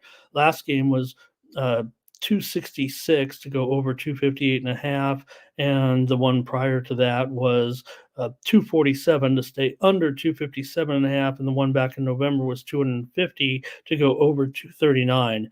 Not to mention back in March, they played a couple of games last season. Their last 2 meetings last year went for 285 points to go well over 237, and 262 points to go over 236. So mostly just the matchup itself, and the Bucks have no problem wanting to engage in this type of situation, especially at home, where the Pacers are going to have even less defense. So, all right. Thank you to Terrell for the comment. And we'll move on, but you got your picks in here. Hello to Big O today. Happy New Year, and thank you for stopping by. Appreciate it. All right, I'm on the over. Let's keep it rolling here with the show. We're still ended up 2 hours because why not? Here's the Trailblazers and the Suns in this one. The Suns are a double-digit favorite at home. They are favored by 11.5, and the total here has gone up to 230.5 for the Suns. Maybe the Suns got. I mean, one game. I guess we got it all fixed and together here, and now we can be double-digit favorites against the Trailblazers. Who would they beat every time, pretty much anyway? So I guess that might be part of it. Phoenix has beaten Portland in 7 of the last 8 meetings, and Phoenix has also covered the spread in 4 of the last 5 meetings at home against Portland. Portland, though, has covered 5 of the last 7 road games because they've been improving slightly off of their bad start. I've been a backer of Portland in some of these road situations. They're 9-6 against the spread on the road. Phoenix is still terrible against the spread, 5-13 against the spread at home.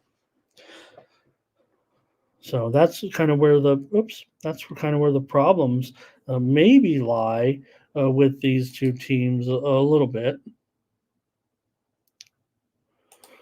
So if you guys are already commenting on it, and Nathan talking about, yeah, we got a back-to-back here, but the the performance last night against the Orlando Magic. Hey, we gave out the under here on the show last night with Orlando and Phoenix. Yeah, and maybe the situation with Bradley Beal. And again, I mean, that's been the main situation here for the Suns. Supposedly, has been getting everybody on the court. These two teams met just a couple of weeks ago. Portland won that one, 109 to 104. But now here's Phoenix with 3 straight wins. Including that win on Sunday. Was it 112 to 107? But Beal, 25 points, 10 of 13 from the floor. And Jay says you're getting double-digit points. They're great at covering the spread. Phoenix is poor. That is handicapping right there. Jay Smoove, handicapping 101. A great, perfect breakdown. Again, I mean nothing's always right, sir, as far as nothing you can do to control it. But these are the things you look at here, especially in situations where you got poor teams that still get points that maybe are improving. Here's the thing. Let me see here. You definitely want Simons in there, right? And he had been under the weather. Man, he's out again today with that illness. That sucks. DeAndre Ayton out as well. Looks pretty bad here, actually, to a certain extent, injury-wise. I know it's baked in, so that's something you have to consider. But Simons, it just seems like he is such a big deal. I think, I think that's probably gonna end up. Let's see here. Suns win and an under. Lingowick has his pick here as well. So yeah, I think that's what has me bothered the most here. I'm going to go over in this one tonight. I'm a little bit concerned with the Portland personnel. I agree with everything that Jay Smoove said, but if I do it, I'll have to do it privately. I think. Don't think I'm ready to go public on that one, given the injury situation. The Simons is such a big deal because look. He came back, right? Here's the thing. Simons, remember he missed time and then returned. He had that injured thumb. They've gotten good contributions. I mean, you got Sharp. Oh, Sharp's actually questionable for the game, right? Let me see if he was on that list or not. Maybe he is in, right? He is questionable, and so is Kamara. So, injury situation here, no doubt. All right, I'll take the over just to be sure.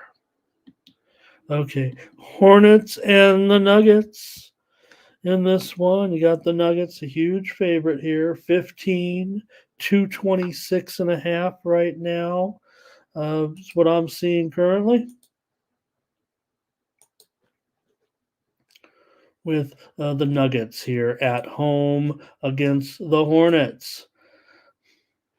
And these two teams played just about a week ago. Denver won that one 102 to 95. The Charlotte Hornets are the team that has the longest losing streak in the NBA now with 10 straight losses. They didn't want to see Detroit win a game. So Nuggets are going to be a little bit rested here coming off of a home loss. So the Hornets in that game on December 23rd, the Hornets actually led by 6 at halftime, but they couldn't get it going, and the Nuggets went on a big run to win. That at the time was the 7th straight loss for the Hornets. But They played. Remember that game? What was that game against the Lakers the other night? They also looked pretty bad. Of course, they did play the Suns after that. They actually covered that spread despite a 14-point loss. They were getting 15 and a half points against the Suns. So uh, Denver had a 6-game winning streak until that loss the other night to OKC, the surprising loss at home. Nuggets still 8-7 against the spread at home. Two Nuggets at home, 6-10 to the under, but Hornets on the road, 5-10 to the over. 5 straight meetings between these two teams have gone under 9 of the last 12 games here in Denver. That's about a decade's worth, more than a decade's worth of games, though. Denver has won 9 of the last 10 meetings. No big deal there. So, got to look at it from a handicapping perspective here to a certain extent. Yeah, we always do, but I mean, putting that big number up there. So this one looks a little bit tough. What do you guys have? Anything? Brent's got some numbers. Mike's ready for me to call the number here in this one. Oh boy. All right. A little bit tough. I'll take the under here in this one. Hornets and Nuggets. Least favorite number 8 confidence game here for sure, and I think on that one. All right. Thank you, Lex. Bail me out here on that.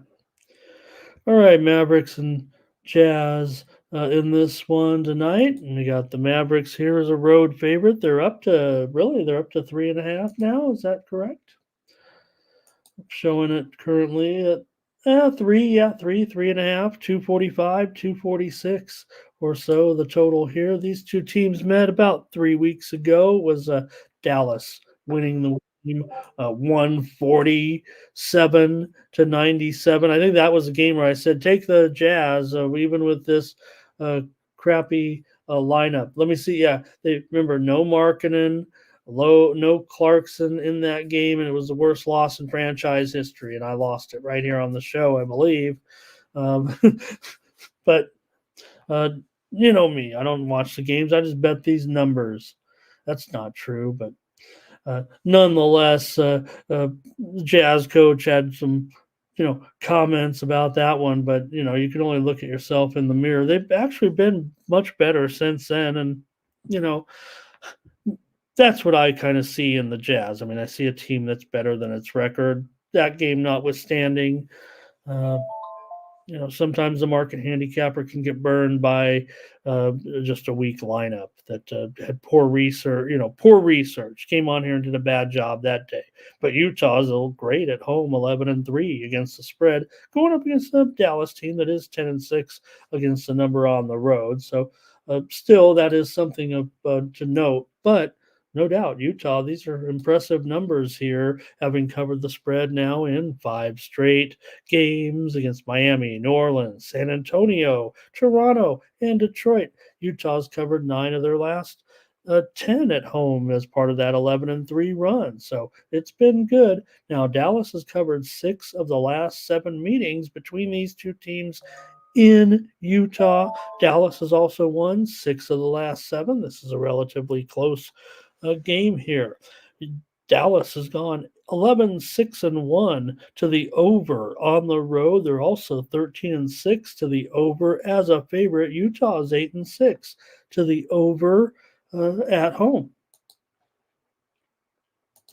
So I think this game, pretty good. I think, Utah has made big strides.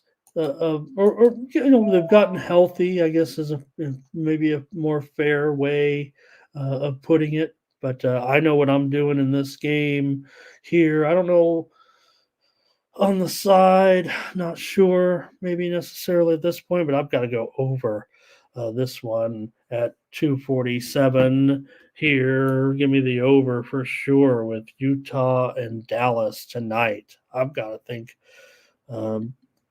maybe I'm giving a premium away. I don't know if I'm going to have any NBA premiums. Ramon needs everyone is doing very very well here on the site, and Ramon's kind of been. Hey, I just want to mention real quick if I'm going to sit here and uh, give myself a little bit of grief for having only 4 premium winners yesterday. That the NBA plays here on the show yesterday were very, very solid. Once again, for the uh, second consecutive day, following up the what was it, one loss performance from the previous night.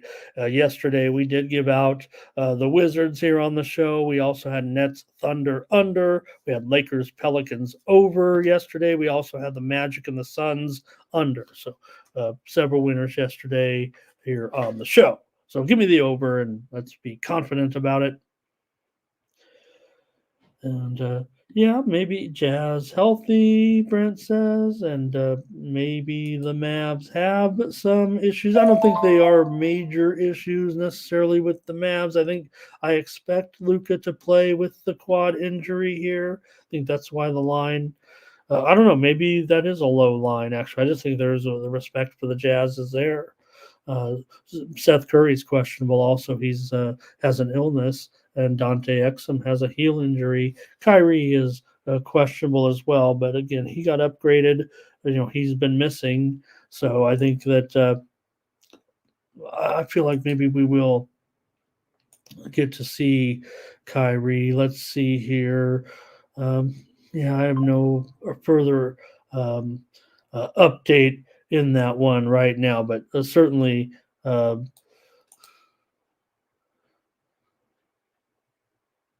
Yeah, certainly would be. Other thing for Dallas is having Exum in there, the former Jazz player, certainly would be interesting because he's playing pretty well of late. So, all right.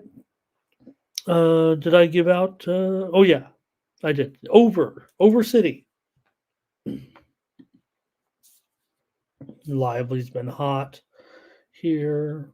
Oh, thank you, Doles. Yeah, maybe so. Yeah. Yeah. Okay. Great job, Jay, coming with it today. Really appreciate those, Jay. A lot of times I don't get to all the little trends that I want to say. I feel like sometimes we're up against the clock and I'm hemming and hawing. Our Thompson Dallas here. Okay. All right. One more here in the NBA, and then I'll take a look. Maybe I could throw out a couple college games here real quick. The schedule's not impressive at all. And then the Winter Classic in the NHL. Miami and the Clippers tonight. In this one, you got Clippers, a big favorite here at home. And Miami, 7-point dog. Total 227.5. I'm showing right now.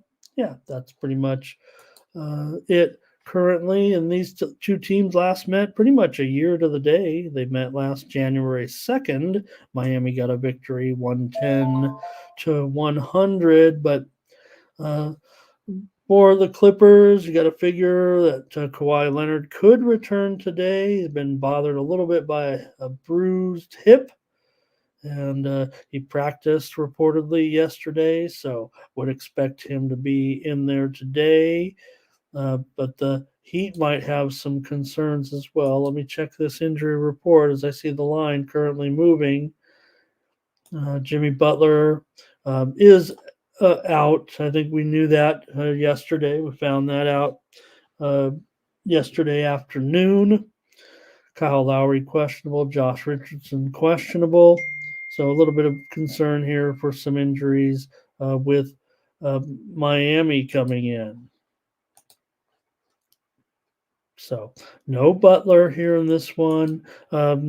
Jaquez returns to Los Angeles. That's certainly. I mean, he was with the Bruins on that Final Four run that they made, so he comes home to play in this one. And during the Heat's winning streak, he was part of that's why he's gotten all that positive talk lately. Was he were averaging nearly 20 points per game right now? So, all right.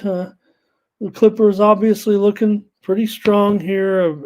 They've cleaned it all up. Everything's good, as it should be in Clipperland right now with this 19-12 record and the Westbrook relishing his role off the bench, right? So when you have things like that going on, where, yeah, Russell Westbrook even coming to terms with his role. Not that he's ever been kind of that insistent guy that I need to be a star, but minutes or whatever, we've kind of, I think Russ is sometimes portrayed as a selfish player to a certain extent.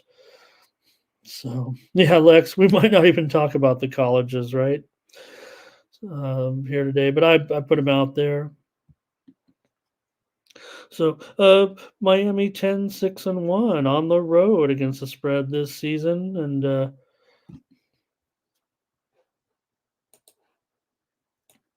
also Heat having won 4 of their last 5. The loss was to Utah, as we talked about. Clippers have won 8 of their last 9 games straight up at home. They defeated Memphis 117-106, got the cover. They defeated Charlotte by 9, did not cover before that. Lost to Boston at home, of course. Total has gone over in 7 of the last 8 meetings between the Heat and the Clippers. All right. I'll get a pick to you here. Looks like we're done with the NBA segment. And I think I'll be sticking with what I had here, checking one more look at the markets, but I'm going to roll with the under tonight in the Clippers and the Heat. Give me the under here to 27.5. All right.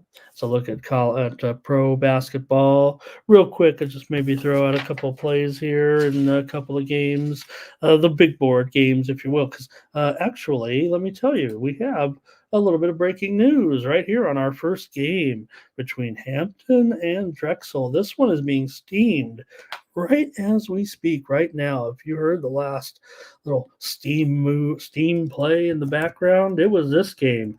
Hampton and Drexel. Right now, Drexel is a 13-point favorite. You saw on the screen there, they were 15. So there's no doubt the move is to Hampton, and the move is to the over in this game with this particular matchup. And I'm going to just try to sneak a peek at the move here.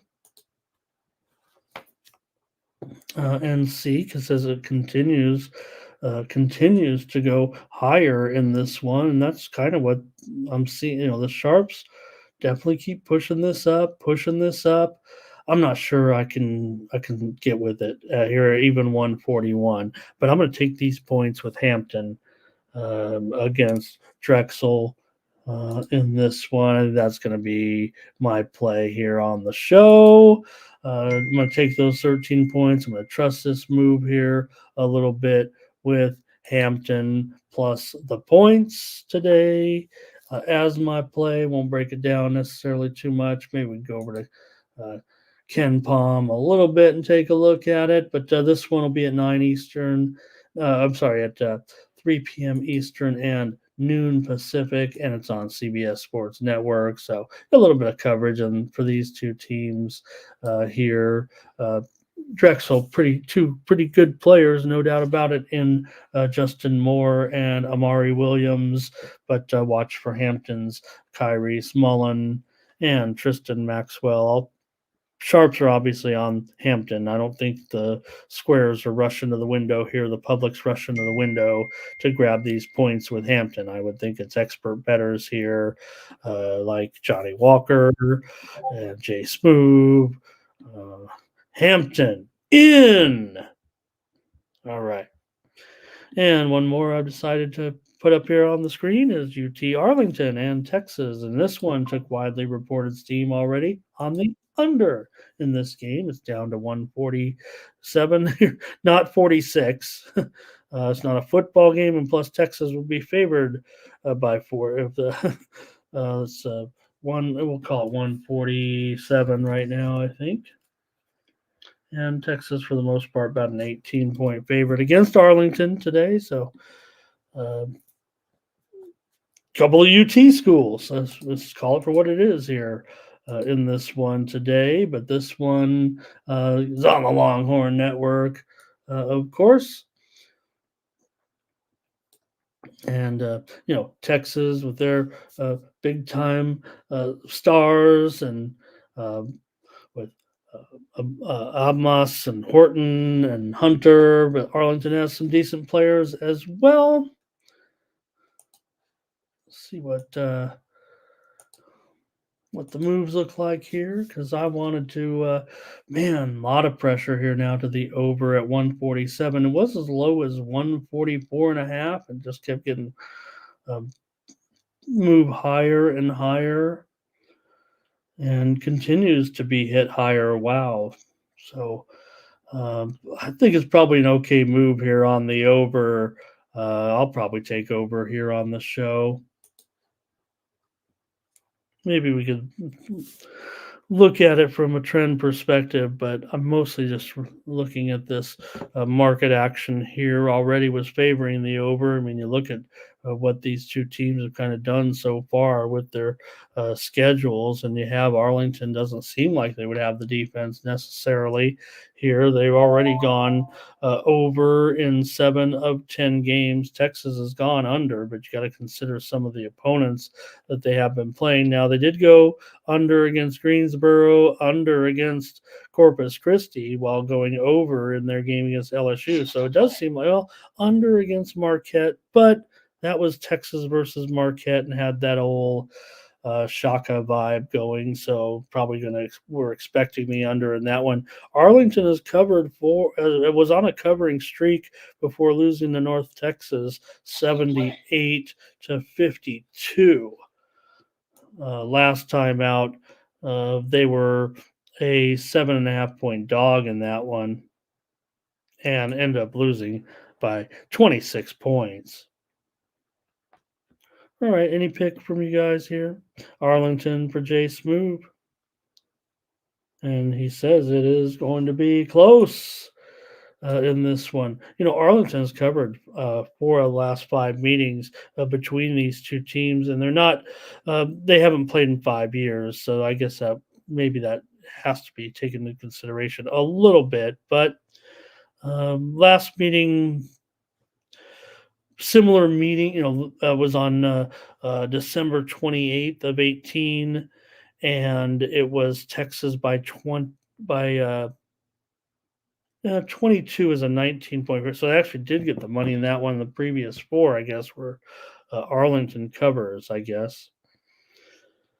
Yeah. Okay. Thank you. Thank you, Big O. What did I say?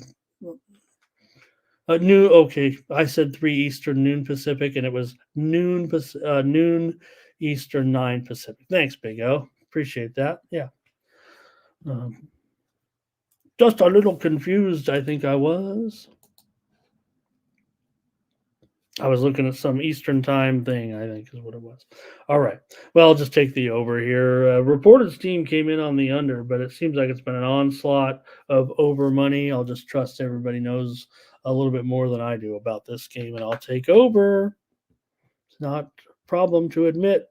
All right. One more game, and we're out of here. Let's take a look at the Winter Classic hockey game between the Golden Knights and the Kraken. If you've ever, this is they've already played some outdoor games this season, just last month, so it's not unusual or anything like that. You're always going to have a couple a year now, but the January 1st is kind of the traditional Winter Classic, kind of how it first started.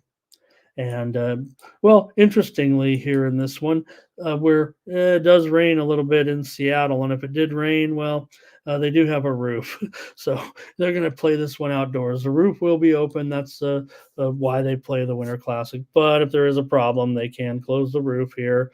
In fact, preparation was done with the roof closed. Sometimes they've had problems getting the ice rink ready with weather problems. They start, a couple weeks in advance to get the thing going. But we'll have the game here today. It's an early game here with another noontime start, 3 Eastern and noon Pacific. This is a 3 Eastern and noon Pacific. How about that? And the Golden Knights here on the road in this one. So we'll see how it goes. Look, unlike some of the Winter Classic games, maybe where you got new ice, but also the conditions outdoors kind of leads to more inconsistency in the ice, especially at some of the locales that we've seen them try to play in. But this one, I would expect actually a very pristine ice surface. I don't think you'll see sometimes in those outdoor games, these outdoor, uh, with cold weather conditions, maybe a little precipitation or even mist, and it has caused the ice surface not to be perfect. I would expect this ice surface to be nearly arena-like quality. I don't think we're going to see any problems or anything that. Not that it's ever. I mean, they're always in pretty immaculate condition, anyways. But you can see a little bit of difference in the speed of the skating in some of these. I don't think you're going to experience that here in this one. And I think that, I don't know, for me, it kind of lends to the handicap a little bit. Maybe we can break it down some, but with the special game today, I expect a pretty fun game. I expect maybe there will be some goals scored. The total is actually as low as 5.5 over 25 now. I don't see it that way.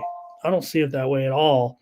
And in fact, if they want to put it at 5.5, fine. I'm gonna I'm gonna I'm gonna take the over and end this show here in this one, and I'm not sure, maybe on the side, just in this one yet. I'll just take the over as my play on the show. Kraken for Jay Smooth. Mauricio Garcia, I want to thank you as well. Thank you, everybody, for joining me here today on the Morning Steam. I'll be back tomorrow with more coverage. Here, bowl season will be over, but hey, we do have another football. Other than we have both the national championship game and the FCS championship game is going to be on tap here in a week as well. They're kind of playing them together, and to a certain extent, time wise, to kind of highlight that, I think. All right. Appreciate everybody. Right now, also seeing a big move currently, a little bit of steam coming in on that Iowa total getting over. Look, it was actually bought back down at 35.5, and they're pushing it again higher. I don't think it's going higher necessarily than it was already, but 37 now at South Point, 37 at Circa. So you are seeing some pressure in that Iowa-Tennessee game again. And also seeing Michigan up to 2.5 now at Bovada. All right, you guys, appreciate it. We'll catch you tomorrow with more Morning Steam. Thank you to everybody for joining me this year so far. And also, one more time, Happy New Year. Thank you for last year and for supporting me here on the Tony's Picks YouTube channel. Keeps me coming back every day to be with you guys here. Hey, make sure you get my package of plays if you want today. Maybe I told you who I'm on, but if you don't know and you want to get my plays, you can get the package today, my New Year's Day bowl game 5-pack right here for just $30, and it's profit guaranteed. If I don't show a profit with these 5 games, you'll get credits back to your Tony's Picks account. And when that happens, you can just get back with me on another package, and I'll do better next time, or get with some of our other handicappers here on the site. But $30, and look as if you're supporting me, keeping me coming back here on the channel. Appreciate everyone who subscribes to the package and to the picks every day here from me. All right, that's going to do it. I'll catch you tomorrow again with more Morning Steam, 9 a.m. Eastern, 6 Pacific, here on the Tony's Picks YouTube channel. Thank you, everyone, for joining me in the chat today. For Tony'sPicks.com, this has been Ramon Scott.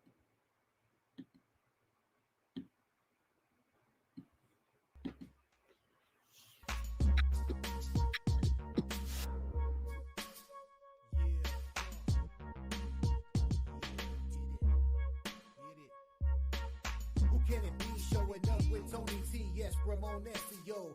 To the double T, be funneling these bookies like 1, 2, 3. They tapping out and we cashing out. It's plain to see. The morning scheme is the A team, Mr. T. And I pity the fools who can't